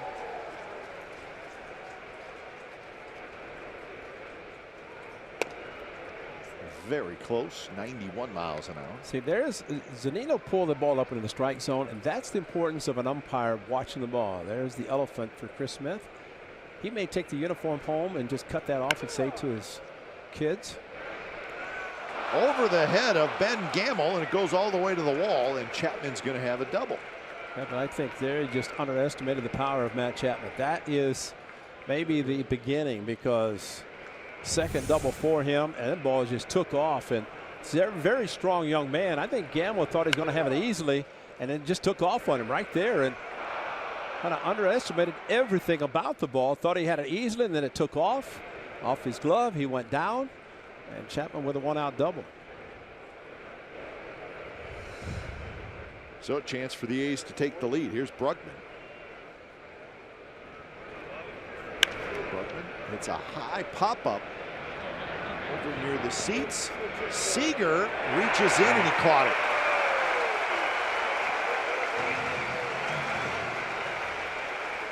So Seager went right into the first row of the stands to make the catch. And he's played here enough to know how far he can go. Reached in, fans got out of his way, and that is a very good play. Go Glover. See why making that kind of a play. Got to tell you, I got to give that fan in the blue shirt some credit. That's right. Exactly right. He backed off. Yes. And it actually, by backing off, he gave Seager a little bit of extra room to catch. Right. So now it's up to Rajai Davis. And really the ball was in the seats area. It so was, it was okay for that fan, if you've been an A's fan, to go for it. But it was a Mariners fan, evidently, that he got out of the way. Well, Rajai handed around your last at bat. Maybe you can bloop one in front of him this time. Left-hander Pazos is loosening for the Mariners. This one hit high in the air, hit pretty well toward right center, but Haniger's going to get back there, and he makes the catch. So Chapman's double, but he is stranded. Bottom of the sixth coming up. Seager lead it off, 3-3 game.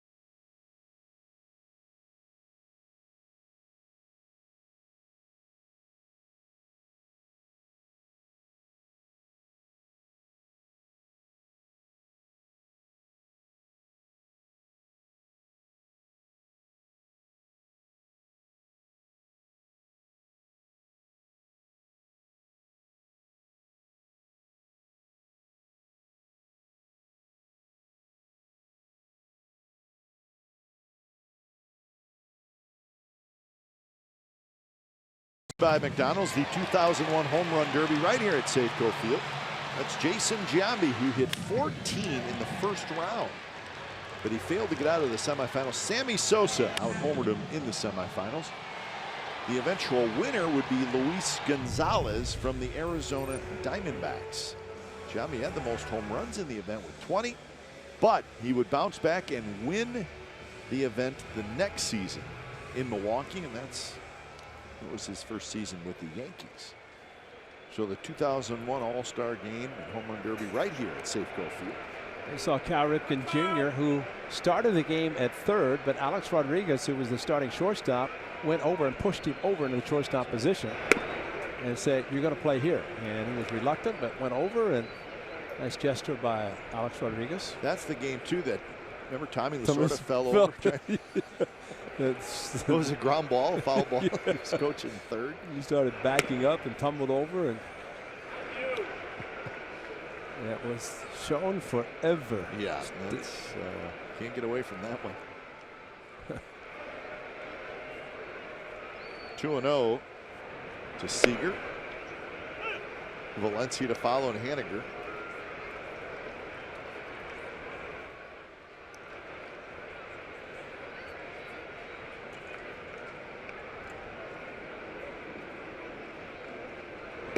Seager takes a touch outside, 3-1. Seager singled in the second, hit a fly ball to right field in the fourth.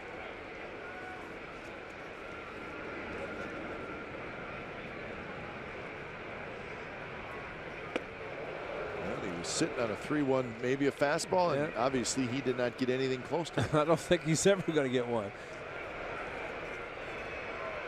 Unless he throws it now, but still his fastball is not overly powerful.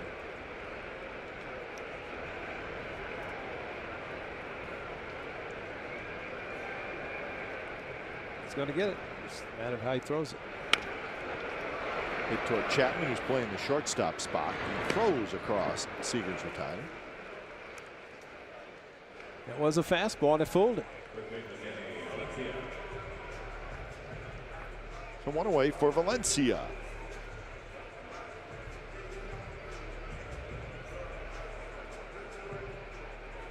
Valencia has reached on a fielder's choice and reached on an error. Looks like Pazzo's going to be coming in more, approaching 100 pitches.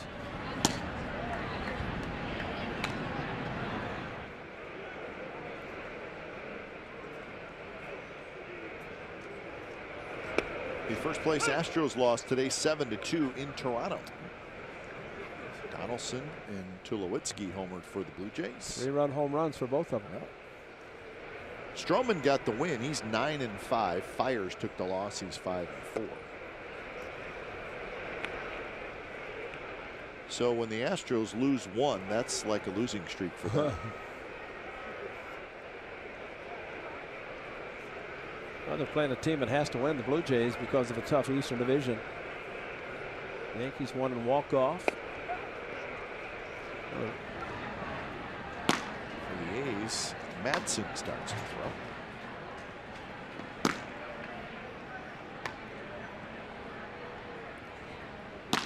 2-1 to Danny Valencia.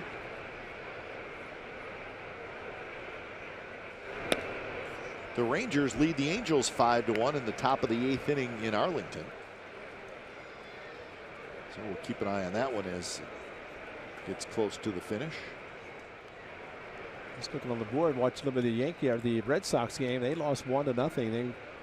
Rays scored 1 run. That was it. That's it. 1-0. It's Cobb pitching for the Rays. Big bouncer to Chapman, who charges, gets a good hop. A couple of ground ball outs for Chris Smith here in the 6th inning. Yeah, everybody won in the AL East except the first place Red Sox. So if you're chasing the Red Sox, it was a good day. So the Yankees now 3.5 back of Boston. Tampa Bay 4.5. And the Rays really hanging in there. They're 46-43. Obviously right in the mix for the wild card.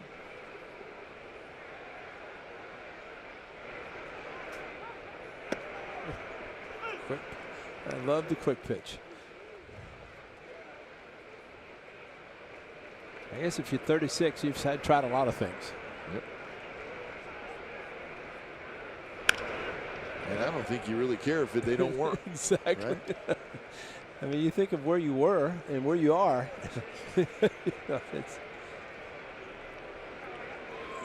I'd like to see him get through this inning because it may be a bullpen game. Looks like Pazzo's coming in, and with Madsen warming up, 93 pitches for Chris Smith.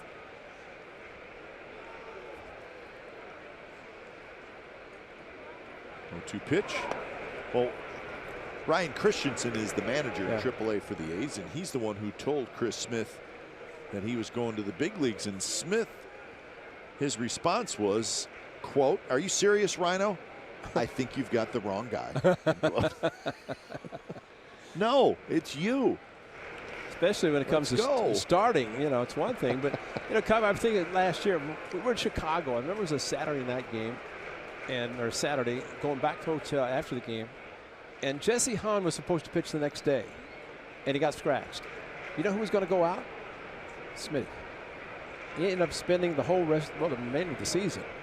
And because Jesse could not make the start, and they decided not to make a move, and Chris Smith stayed with the club and was there all year. Just missed. Close pitch, 3-2.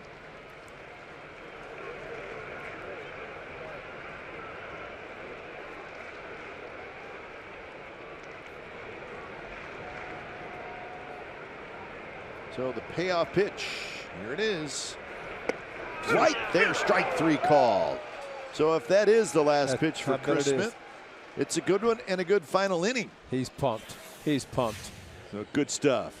There's his wife, Lisa. Biggest fan tonight.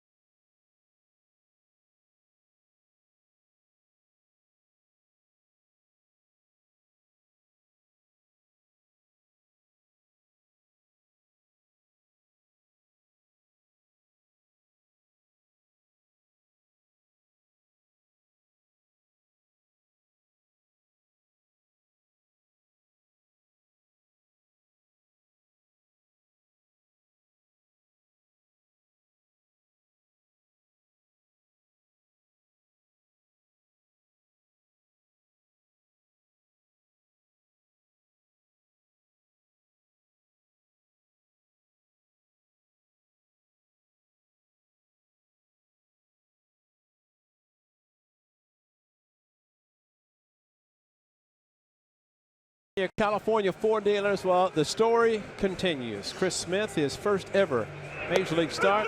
He would strike out 4. Got 8 ground ball outs in the game. Gets a double play here. Robinson Cano. He struck out Cano and Nelson Cruz. This line drive, bullet to center field, caught by Brugman, fortunately. And then, if this is his final batter tonight, he was pumped. He shook off, got the fastball, threw it past Haniger, fooled him on 3-2, and that is it. Well, that's great. 97 pitches. So he pitched well. Yes, and if the A's can get some runs, he could get a W. Right. Wouldn't that be great? So it's a 3-3 game, 7th inning. Pitching change for the Mariners.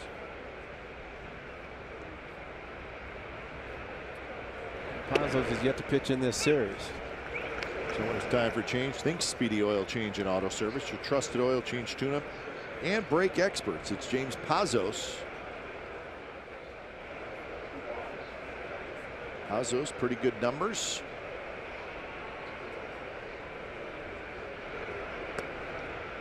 He's got a good slider and strikeout guy. See 43 strikeouts in 34 innings. Likes his fastball and his slider. That's basically it. 4-seamer plus a slider out of the bullpen. Typical pitches. Fastball, slider, let it go. And that's a good one at 95 for Xfinity. So Andrew Moore goes 6 innings, 7 hits. Gives up the 3 runs. Our first look at Andrew Moore. 1-2 pitch is tapped foul, 96 miles an hour. That's the right-hander Steve Cishek, who pitched last night. He was a closer. He came over, but he didn't do that well closing.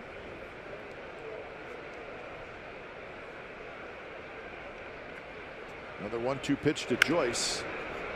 A little pop-up. Seager hustling over, and he goes into a slide. Cannot quite get it. So 2 walks, 2 strikeouts, 90 pitches for Andrew Moore. Yeah, first 18 batters he faced, he got a first pitch strike, but he would walk 2 tonight. So that's in the column that will be there for Scott Service. But I had to be impressed with the young man tonight.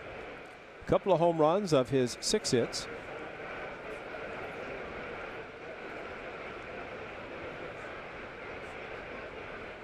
Matt Joyce looking for his first hit. He's 0 for 3.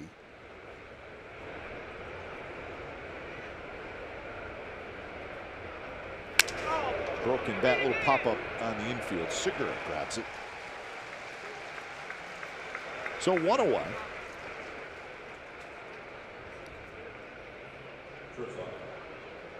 Here's Marcus Semien.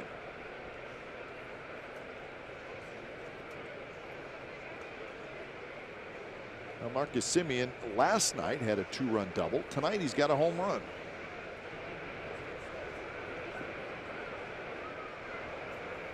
So right back where he left off.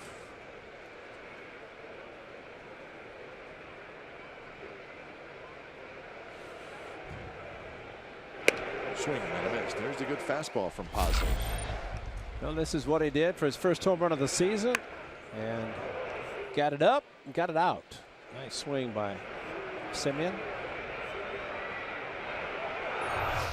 Off the top of the wall. That's when you're going great. He's behind in the count, 0-2 to Pazos.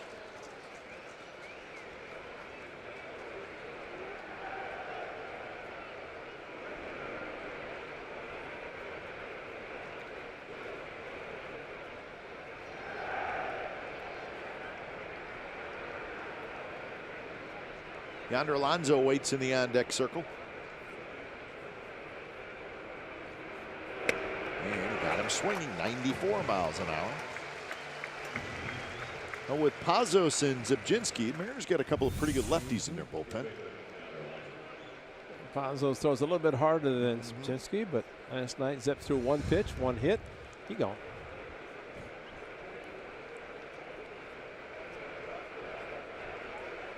So Yonder Alonso steps in. He's got a homer in the 3rd. It was his 20th home run of the year.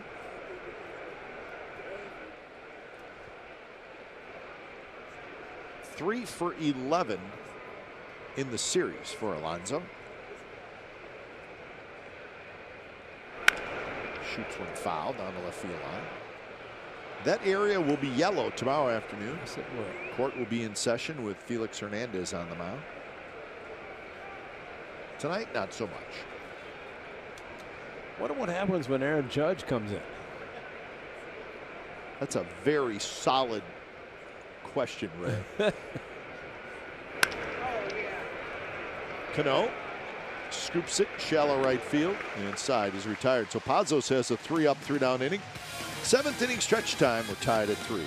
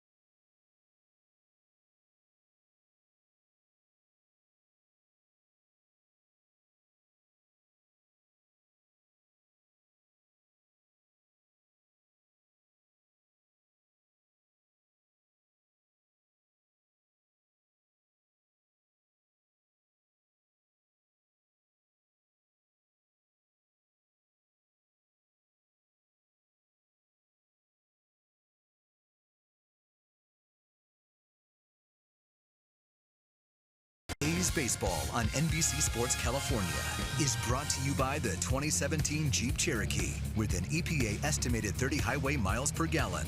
By Southwest, yes to low fares with nothing to hide. That's transparency. By Toyota, the full-line automaker with the longest-lasting vehicles in America. Toyota, let's go places. By AAA, what does your insurance do when it's not doing insurance? It should do more. Go to AAA.com for more details. And by the all-new 2017 Chrysler Pacifica. Bottom of the 7th inning in front of a nice crowd tonight at Safeco Field. 3-3 game, the A's and the Mariners. Game 3 of the 4-game series. And we got a new pitcher for the Athletics. When it's time for change, think Speedy Oil Change and Auto Service. It's your trusted oil change, tune-up, and brake experts. It's Ryan Madson. First appearance for Madson in this series. Last pitched on Wednesday against the White Sox, an inning. It was line foul. Nice play.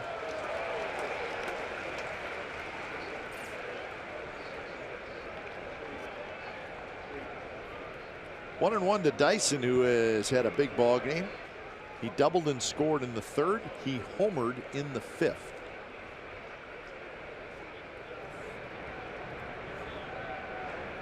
When you think of Gerard Dyson, did that hit him? I think it did. Yep. When you think of Gerard Dyson beating you, it's usually with his legs, great speed, but tonight it's been his power. But now he's on first base, leading off the 7th inning. That's not a good sign. Well, a curveball, and at first did not go, but got him in the right foot, and had to convince C.B. Bucknor that it changed direction because of that, and it did hit his right foot.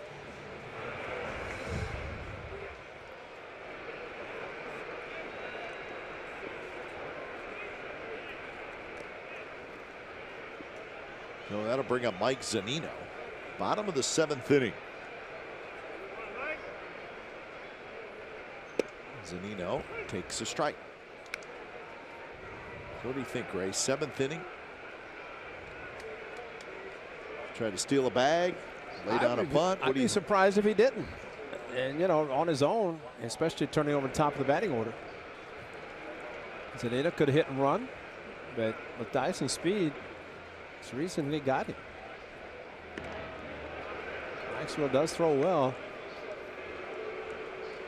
And I would think it's kind of green light on his own, and Bruce Maxwell hoping for a pitch quickly from Ryan Madson, try to throw him out.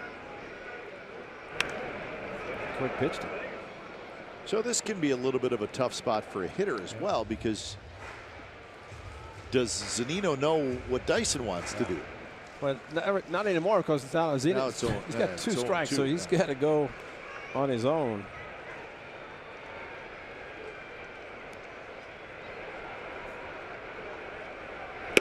Strike 3 called. So on 3 pitches, Zunino is retired. Dyson still at first base. On the inside corner, perfectly thrown, and 96. That's the difference in why Ryan Madson has done so well, because so many hitters think about his changeup, which is great. And then the fastball. Matter of fact, the game he pitched against the Mariners at the Coliseum, Madson faced 3 batters in the 9th inning, struck all 3 out on a high fastball. Zunino was one of them. Segura grounds it to short. Flip to second out, back to first, double play. So, bottom of the 7th comes to an end quickly, and we head to the 8th. 3-3 game.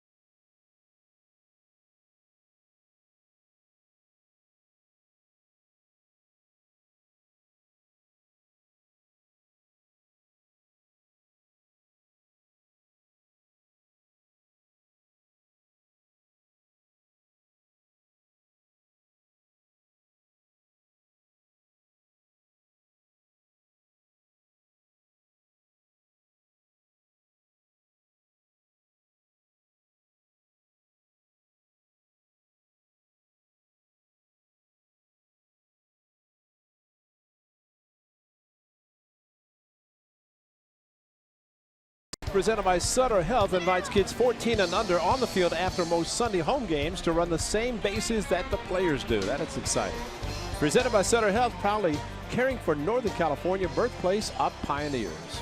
How about that? Run the bases, get out on the field, one of the most exciting things anybody can do, an adult or kid. And if you want to be a kid, you can be an adult. Just get out and run the bases. That's a lot of fun. So when it's time for change, think Speedy Oil Change and Auto Service, your trusted oil change, tune-up, and brake experts. Here's Nick Vincent.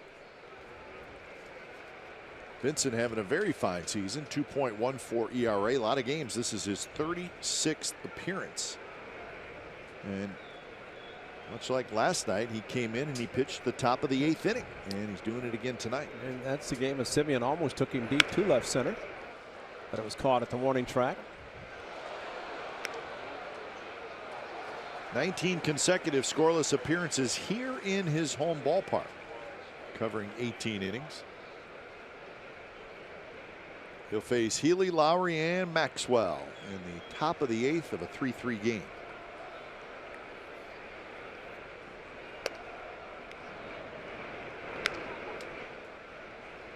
Healy's been on base a couple of times, singled and scored in the second. Rangers still leading the Angels 5-1. That game now in the 9th inning.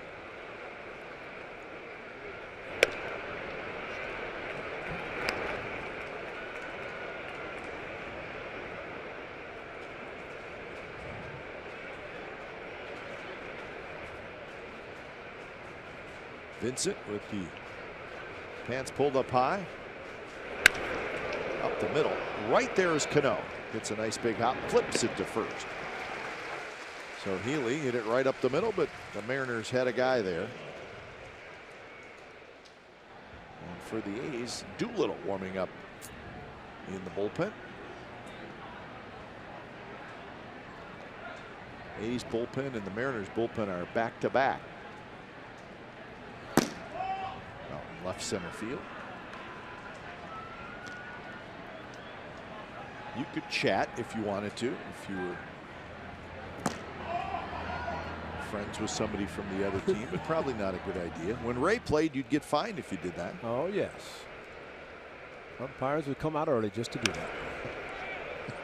They're not coming out early now. No. Matter of fact, I passed them as I was coming in tonight, coming upstairs.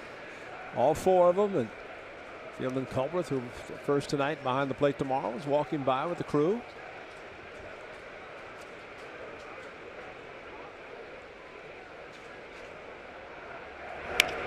Lowry toward Cano. Cano on the backhand, and he's not going to be able to get a throw off. Cano just not moving very well. Jed Lowry, some leg issues. Finally able to hit a ball towards the shift and get a base hit. So you put that down as a base hit to right field or base hit to second. Is it an infield hit or is it a regular? That's right.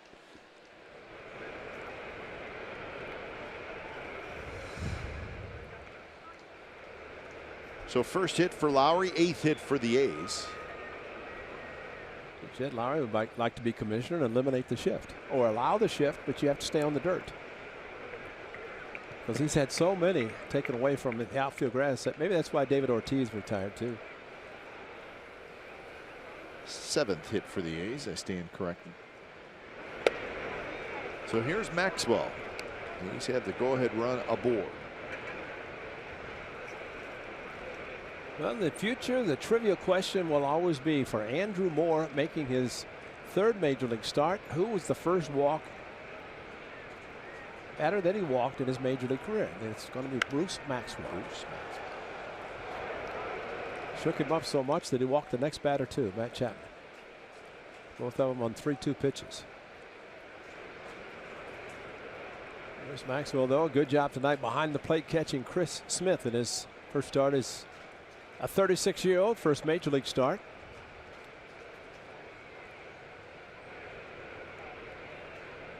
Chris Smith's going to hang around and enjoy this one.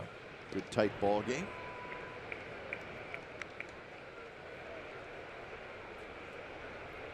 He's walking off the field after he fumbled Danny Valencia's cue shot.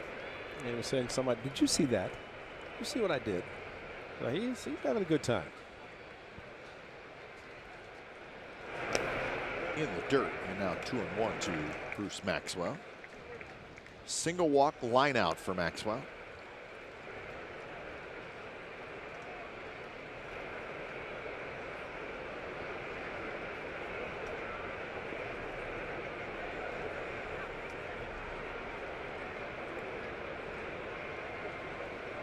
Lowry inches off.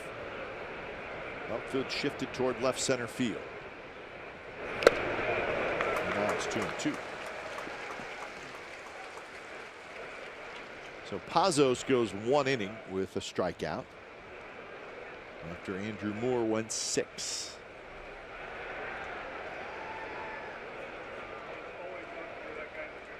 So it's up to the bullpens now.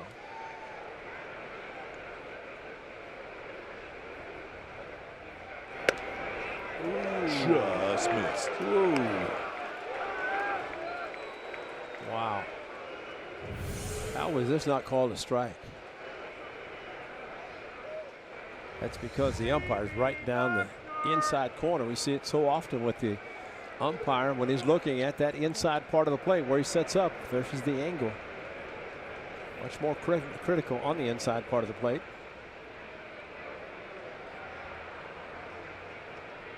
Maxwell has a good eye and makes contact, so a case where Jed Lowry might be on the move on the 3-2.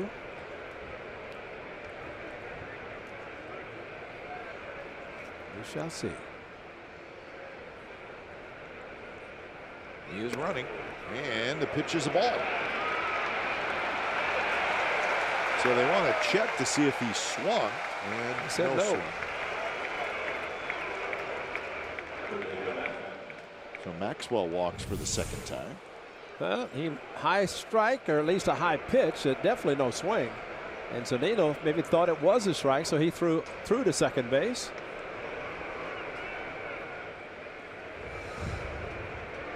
So Maxwell's been on base 3 times, and here's Chapman, chance to give the A's the lead.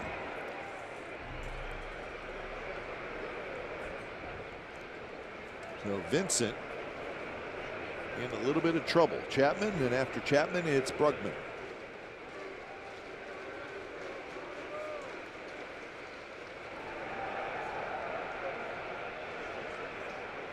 First pitch down and away to Matt Chapman, who has struck out, walked, and doubled. He hit a shot that sailed right over the head of Ben Gamble in left field. It was in the 6th inning.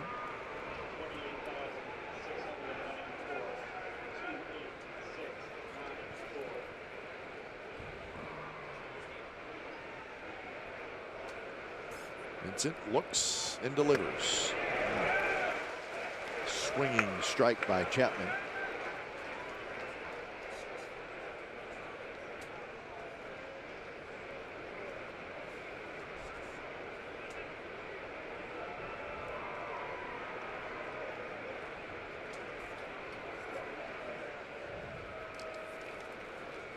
Cano sneaking over just a little bit. Keep Lowry somewhat close.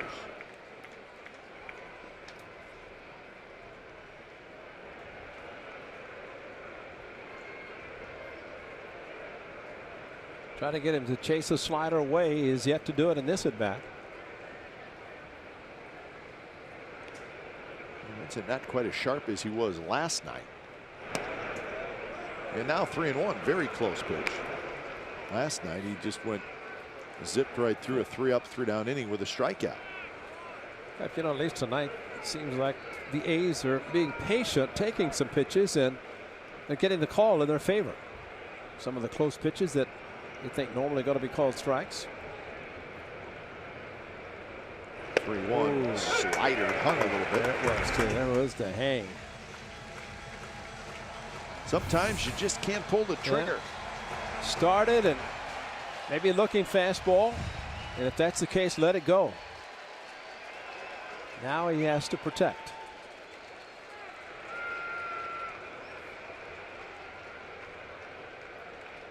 Runner's not going, and he does protect. And a slider.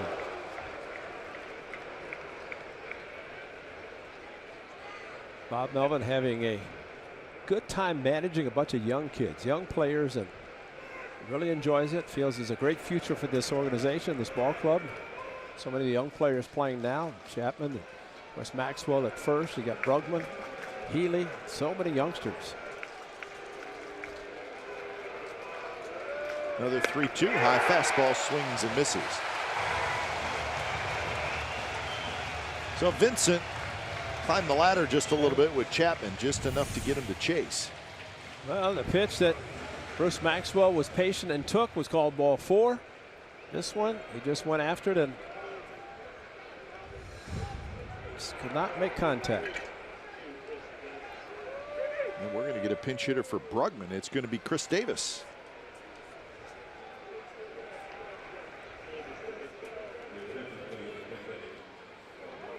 So here is Davis. Well, this is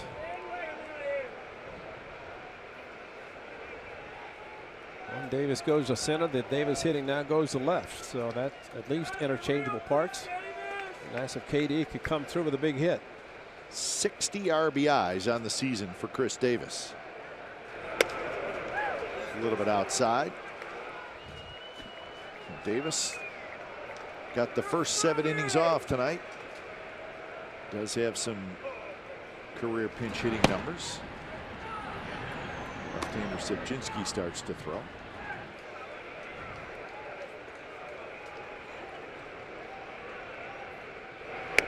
Missed again, 2-0. I wonder if this at bat, if Chris Davis will get anything good to hit. And Rajay's due. He's hit the ball hard tonight. He's the on deck circle. But Davis is hitting back to back now.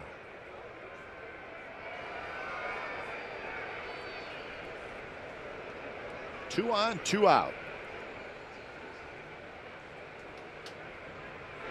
Swing and a miss. Vincent came right at him. Pretty good movement. He's not throwing real hard. That was 88 miles an hour, but he does have some decent movement.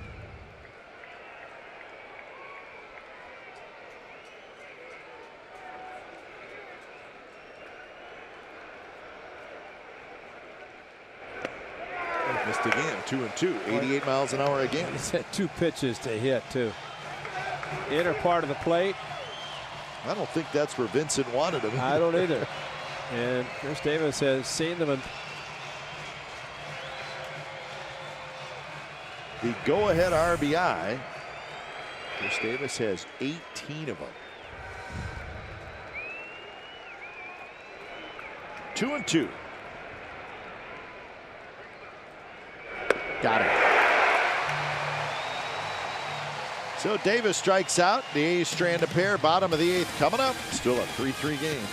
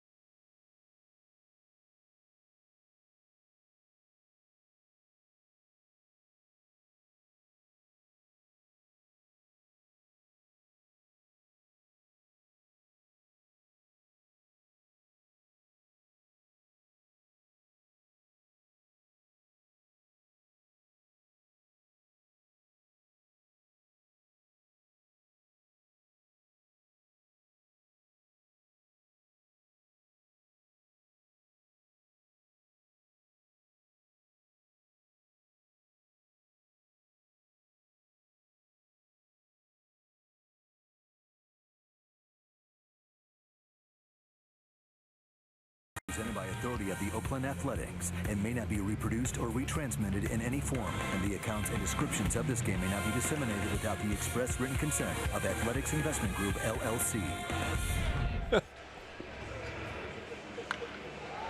Game summary, it's brought to you by your local Toyota dealers. 3-7-1 for the A's, 3-6-0 for the Mariners.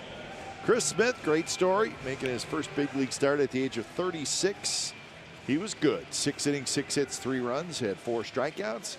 Andrew Moore making just his third big league start. A little bit younger, though. Moore, 23 years old. And he was good as well. Alonso and Simeon homers for the A's. It is the bottom of the 8th. Knotted at 3 when it's time for change. Think Speedy Oil Change and Auto Service. It's your trusted oil change, tune-up, and brake expert. So here is Sean Doolittle. He'll face Gamble, Cano, and Cruz. So a couple of left-handed hitters and then a right-handed hitter. First pitch is low to Gamble. First appearance for Doolittle in this series. Pitched on Wednesday. Gave up a couple of hits and a couple of runs on Wednesday. Well, it's the matchup time. It's okay in the matchup with Gamble and Cano, but the third guy with Cruz, I don't know if there would be somebody. That's Chris Davis, who stays in and goes to left field. Rajay moves to center.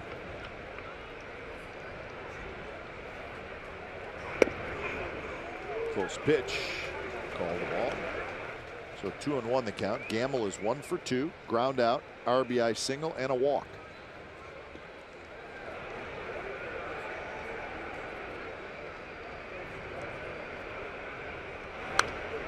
Fastball. Gamble fouls it back. That's this pitch Doolittle wants you to swing at. Well, tonight it seemed like Mike Zunino, he kept going upstairs. It's Diaz, the closer. And Zunino would hold the target up high for more, and at times he would hit it, but a lot of times he would throw the ball down and outside part of the plate. And that's the one again. Gamble cannot hold up 95 miles an hour, and he strikes out.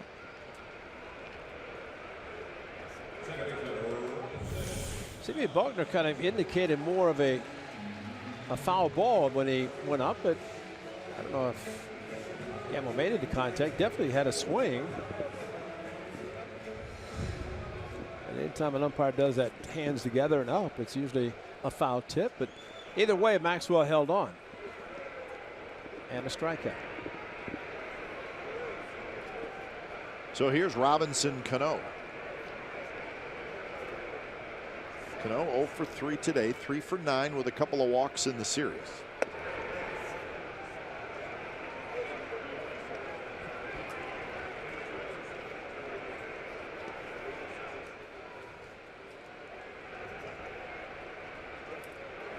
Cruz to follow. Missed again. Close pitch.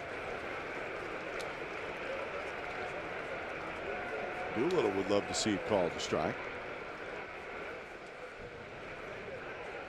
On the outside part of the plate. Again, the pitch on the inside is the critical one, and a couple of pitches have been called outside to Cano tonight that he didn't like. Now Doolittle returned in the favor.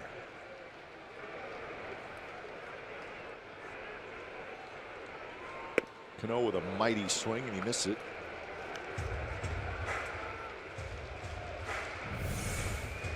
Almost the same location.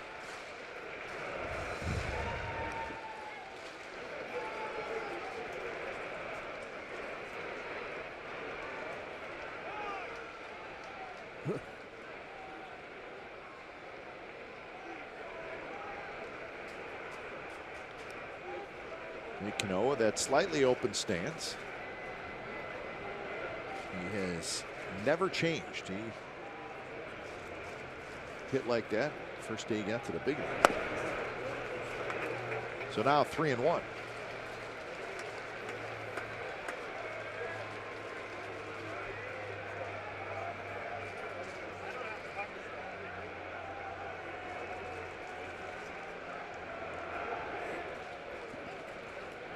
So Cano steps back in. Hitters count.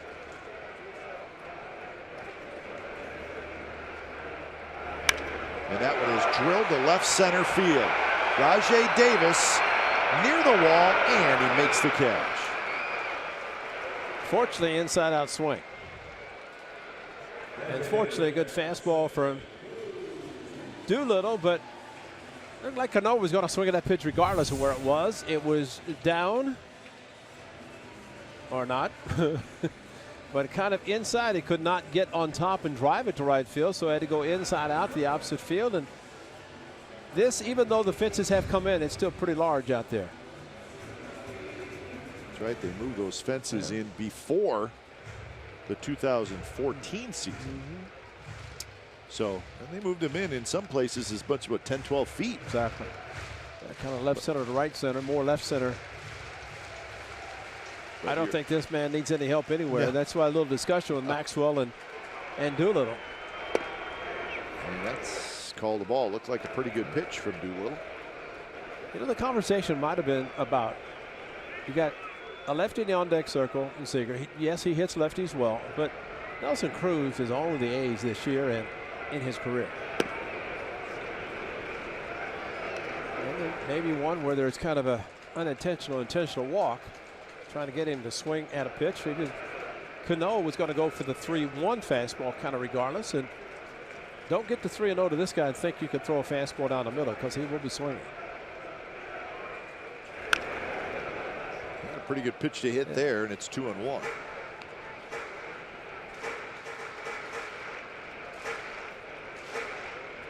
You think as a relief pitcher, you get the call, okay, you've got the next inning. And you look at the inning, you see, wow, these are the guys.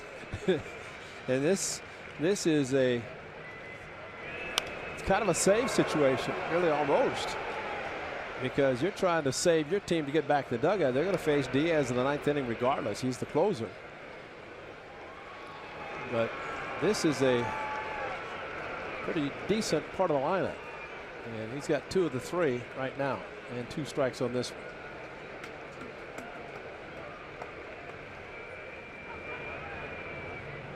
Fastball go up and in. And it is up too high. Full count. You know, more hitters now have a swing where it's kind of down and under, down and lift.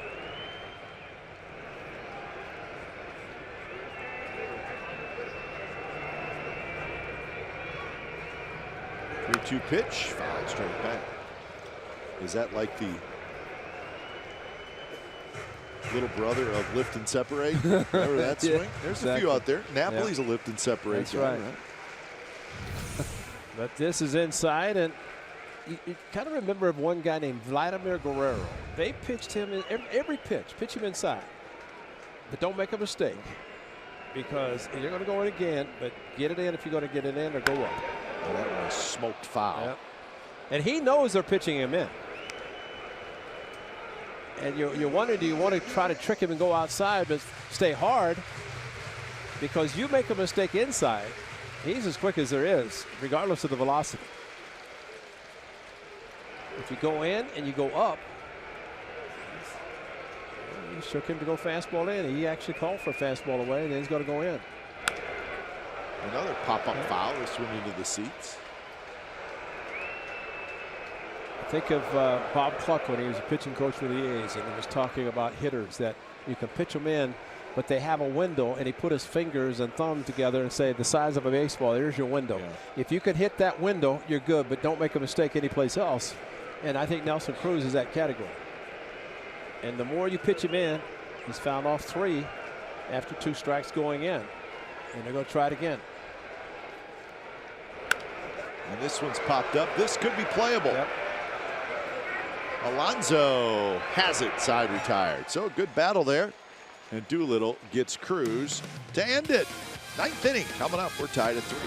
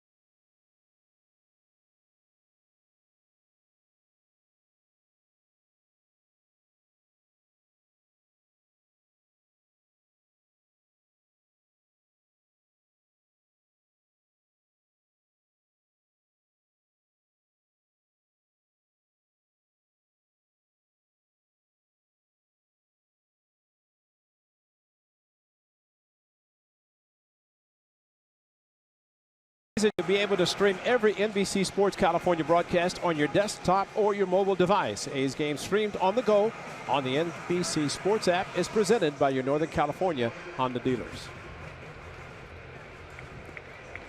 So 9th inning of a tie game, 3-3. An entertaining game tonight. Edwin Diaz comes in. He's the closer for the Mariners. And he comes in here in the 9th inning. And the first pitch to Rajay Davis is called a strike. So 4th pitcher of the night and the 3rd reliever. It's been Moore, Pazos, Vincent, and now Diaz. You remember the game back on May the 15th here. Had a lead. He walked 4 batters after getting the first guy out. Cesar had to come in and save it. But he just imploded. He couldn't throw a strike. And Service had to go to Cishek to get the final out, and that was a bases loaded strikeout to Adam Rosales. But Diaz, in just a 1/3 of an inning, couple of runs he gave up via the walked in a batter, and then a ground out and a force out. Tonight seems to be throwing better with the heater. Slowly hit. Seager, quick throw to first, not in time. We're going to take a look at it, but the good thing for the Athletics that Fielding Cobra said safe. That is the best part about this play, because looking at it with a naked eye, I don't know that there's anything that can overturn it. Rajay with the speed, Seager, Gold Glove, third baseman, bang, bang. Fielding Cobra said safe. And there's the safe call before the ball got in the glove. Great hustle by Rajay Davis. Let's see if it can be a Rajay run. Ball's got to be into the first baseman's mitt for it to be called out.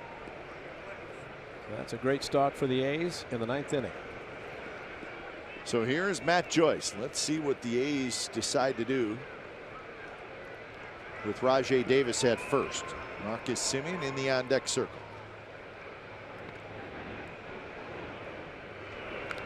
Diaz basically is just a fastball slider pitcher, and we've seen to Rajay all fastballs. That was to the right-hander. Upwards of 98 miles per hour with the slider. Also very hard.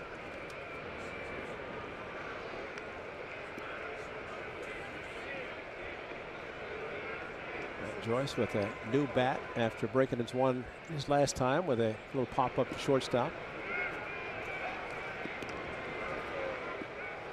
What have you said when Matt Joyce is homered with Rajay at first because of so much attention paid to Rajay? And right now, a few throws, and Stoudemire Jr. maybe go out and say, hey, forget about him. Just think about the hitter. Because if Rajay can disrupt the concentration of Diaz and throws Matt Joyce a good pitch to hit, he's accomplished it without even stealing the base.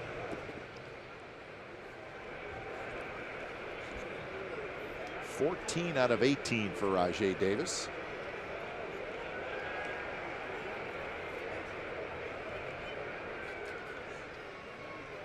Rajay not going, and the pitch not close. Okay, that's almost like a pitch out, but it was not a pitch out, but way off the plate.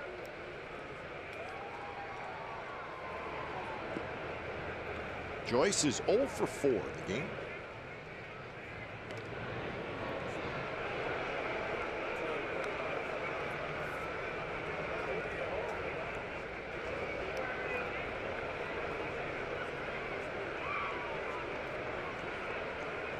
Rajay Davis always gets a good lead. Bluff's going. Took about 2 steps towards second base, and the count even at 1-1.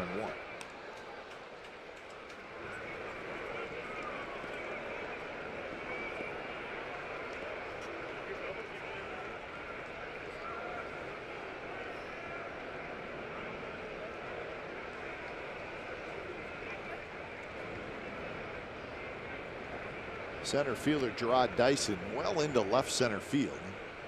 Haniger, the right fielder, is way off the line. So the Mariners, I don't think they see Matt Joyce pulling the ball. I just wonder how many of these throwovers to first base are on Diaz himself instead of coming from the bench to Zunino to Diaz. Because when Stoudemire went out, it's almost as if to say concentrate on the hitter. Yet Diaz is thrown over several times. And oops.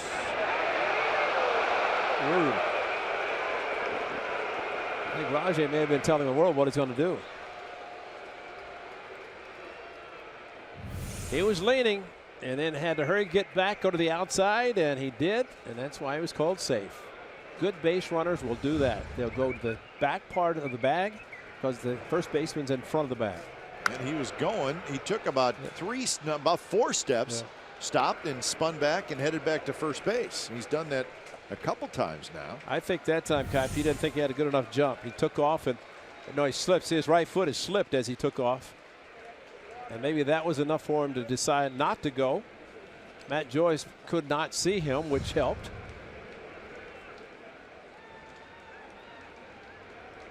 Rajay not running, and the pitch is high, so now it's 2-2.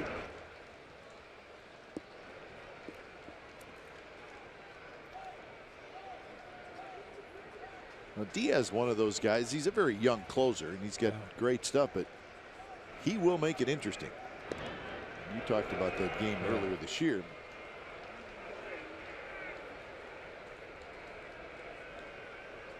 He's not a sure thing, put it that way. Not a lot of closers are. And he came into his own last year. Cishek was the closer.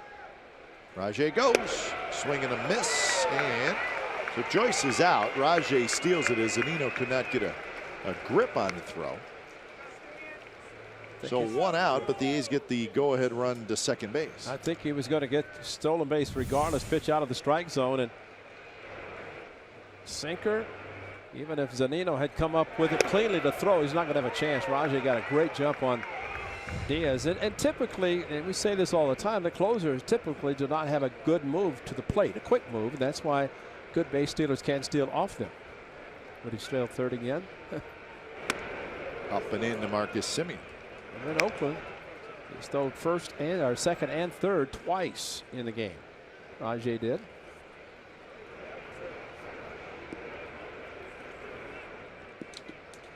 Semien, the home run in the fifth. He's 1 for 4.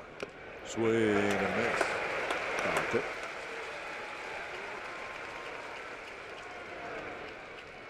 Well, Cano has to play close to Rajay at second base, and he's getting a bigger and bigger lead.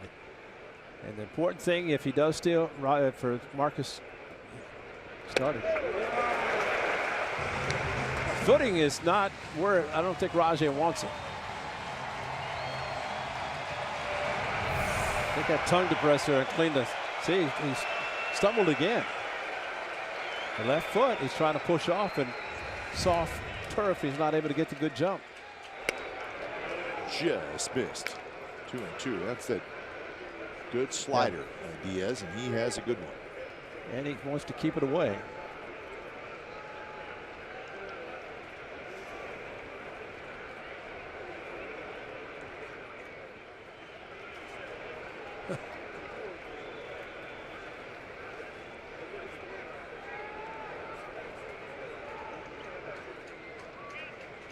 Rajay runs, and that one is line foul. Now Robinson Cano's going to have a chat with Diaz.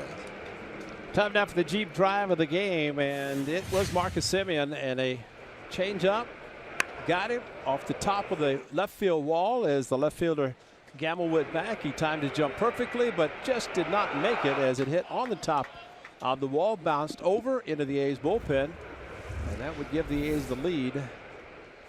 But the Mariners have tied it, so 3-3 in the ninth, and Rajay an even bigger lead at second. You know what could help Marcus Semien here with Cano almost standing and shadowing him at second base? The whole right side's open up, and if Diaz stays outside, maybe Marcus can do something that it's going to make him a better hitter, and that's hit the ball to the right side. Especially Rajay's causing all this attention at second with Cano to the right side. This one's hit in the air. Left field, hanging up for Gamble. Gamble grabs it. He's got to get it in quickly. That's the slider. And see, if Rajay had been able to steal third, and the old what-ifs, and the time it looked like he was going to be running, lost his footing on the left foot.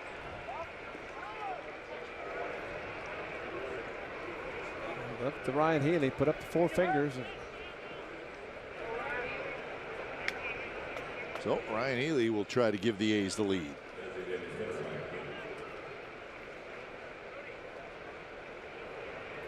It happens so fast, doesn't it? I know, it's quick. I mean, you just look and it's gone.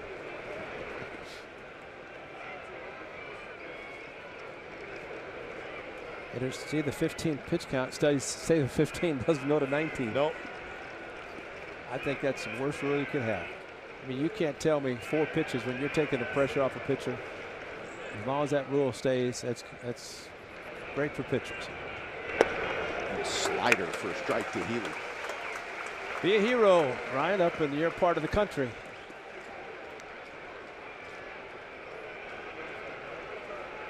Healy single, and then he was hit by a pitch. He's also grounded out a couple of times.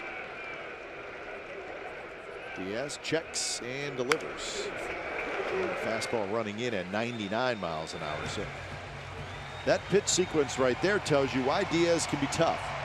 A tight slider for a strike in the outside corner, and then 99 running in.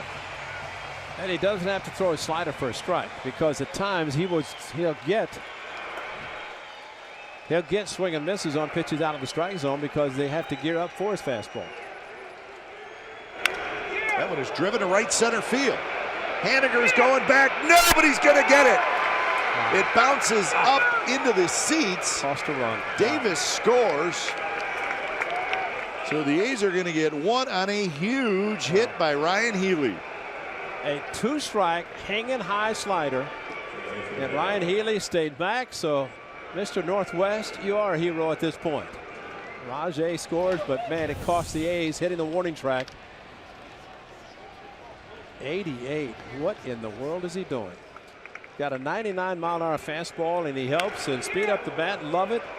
He's just the bad part here, and hit so hard it hit on the warning track, almost short hop the wall to stay in play. Instead, it's up. So the intentional walk to Yonder Alonso, and Ryan Healy comes through big time.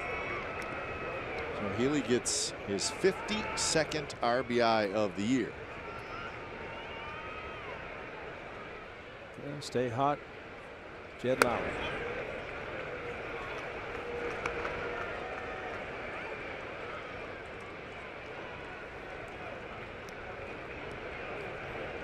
Lowry is 1 for 4.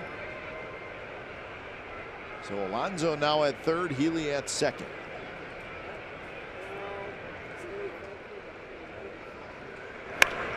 Hooked foul. In the bottom of the ninth, it'll be Seager, Valencia, and Haniger. After Haniger, it's Dyson.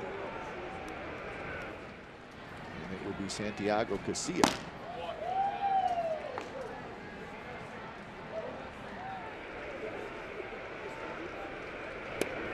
Lowry could not hold up. There's the slider.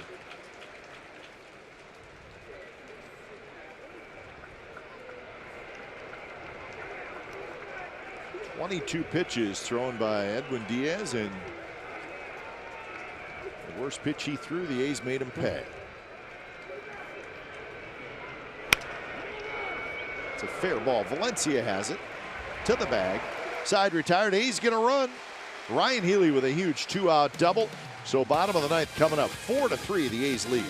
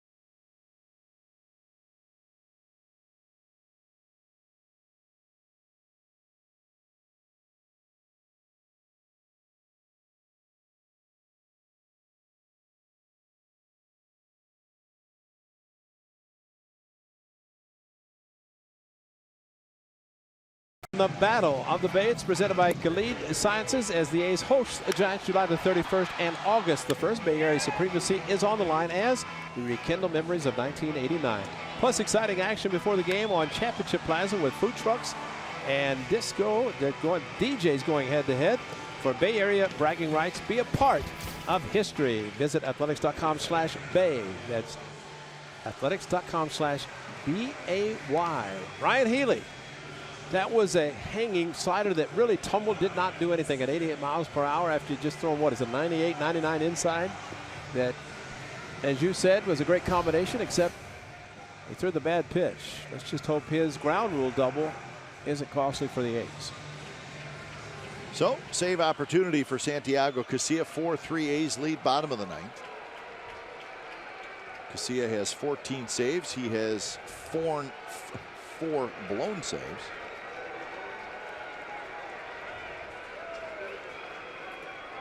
And he'll face Seager, Valencia, and Haniger.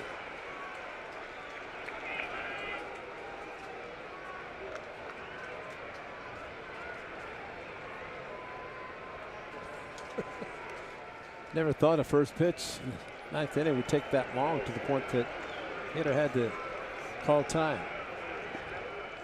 Seager has singled, hit a fly ball to right, and grounded out. 1 for 3. See, his first pitch is not close. So it's been Smith for 6, Madsen the 7th, Doolittle the 8th, Casilla the 9th.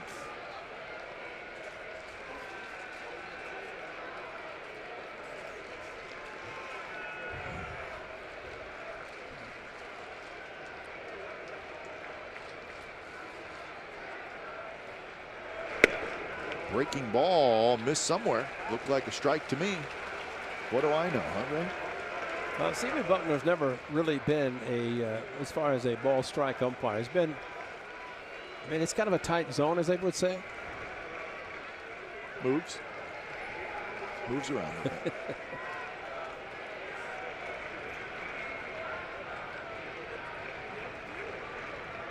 2-0 pitch is hit in the air to left. Playable for Chris Davis. And he has it for out number 1. I remember at times that's a home run. I mean, that 2-0 pitch, inner half of the plate. Seager kind of feeling for it and not getting on top and driving the ball, which ideally that's the thing to do. See, he stays inside, which is good, but not when you're a home run hitter. That's just kind of slapping the ball. He's not really driving it, and I hope that the A's continue to hope that he's staying in that struggling pattern a little bit. Get a base hit to right field, 1 for 4 tonight, but that's a pitch that we've seen in the past where he would go deep. Here's Valencia. Valencia got a big swing, but just taps it foul at the plate. Last night with Maxwell behind the plate late, as he came in late, it was Liam Hendricks called the first pitch fastball, and he hit a double to right field. Today or tonight, he goes fastball inside the first pitch.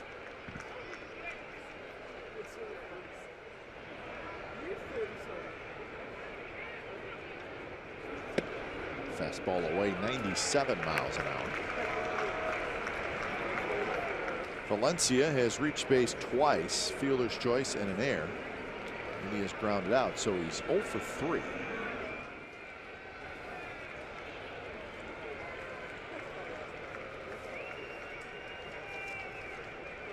Valencia in the series 4 for 11.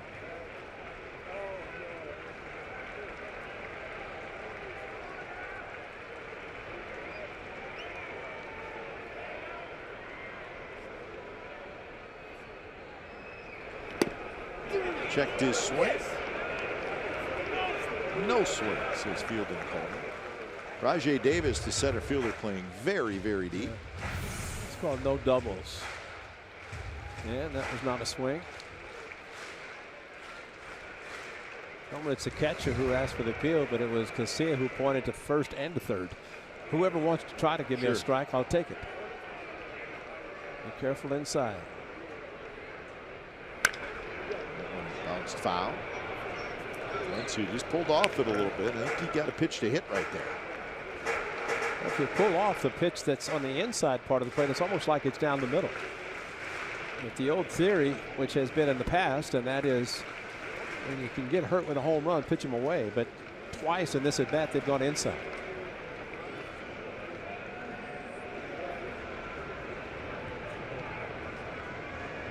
Shook off everything to get to the fastball away. Curveball, slider, fastball in, heater away. Good pitch there by Casilla. Got a lot of sinking action to his pitches. I always thought that when the guys are in the bullpen and they're way out in left field, the catcher's behind the plate watching every pitch. But one thing a reliever does, he has an idea of how he has gotten hitters out before. In this case, Casilla feels comfortable throwing his pitches. And that's why a catcher just makes the suggestions as to what to throw. 2-2 pitch. Hit right up over our heads, foul.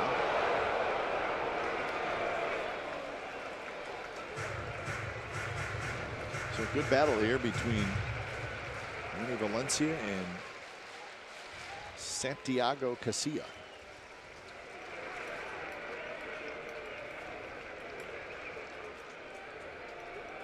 Gossett tomorrow against Felix Hernandez. A little bit high as Casilla got underneath that one.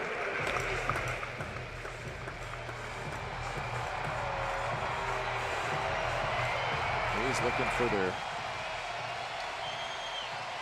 39th win of the year.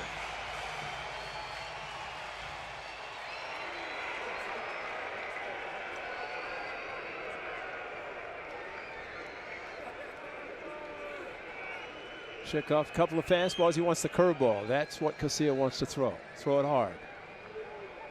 Yes. And Valencia swung at a pitch that was about 2 feet outside. Casilla will take it. And that's out number 2. You can see he shook off fastball away. He went back to the fastball again. Did Maxwell and went fastball in. Willie wanted to throw a curveball. The fact that he threw it as hard as he did, this is the key. Throw it hard, makes it look like a fastball. Get an aggressive hitter swinging and missing a pitch a foot and a half outside. Nice block by Maxwell on top of it. So with 2 outs, here's Mitch Haniger.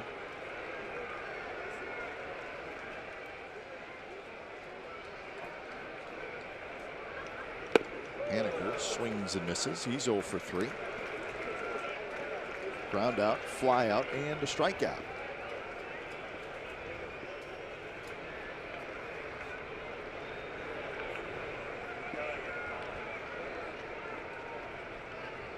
Dyson is the on-deck hitter.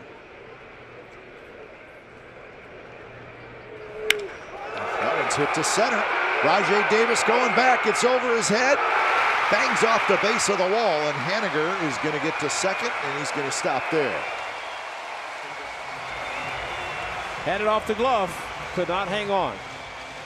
But you know, every time it seems that Santiago Casilla does a little hesitation, he leaves the ball up.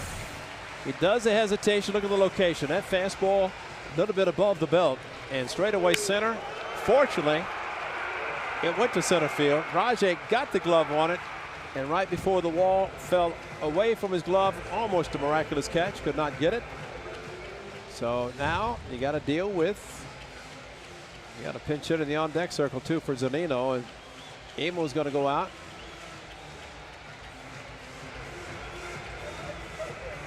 Pinch hitter is Boog Powell, but that's in the on-deck circle. Powell, a left-handed hitter.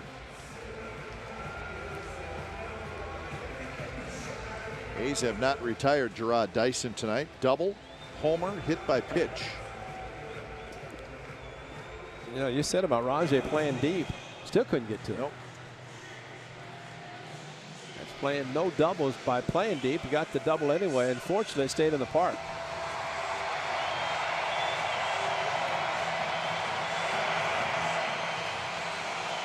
Well, here's the old theory about you don't intentionally walk a hitter to put the potential tying run or go-ahead run at first base, especially with the speed of Dyson.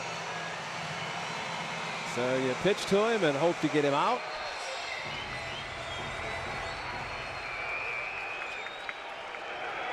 Maybe try to hit another home run and pop the ball straight up. First pitch. A little bit low.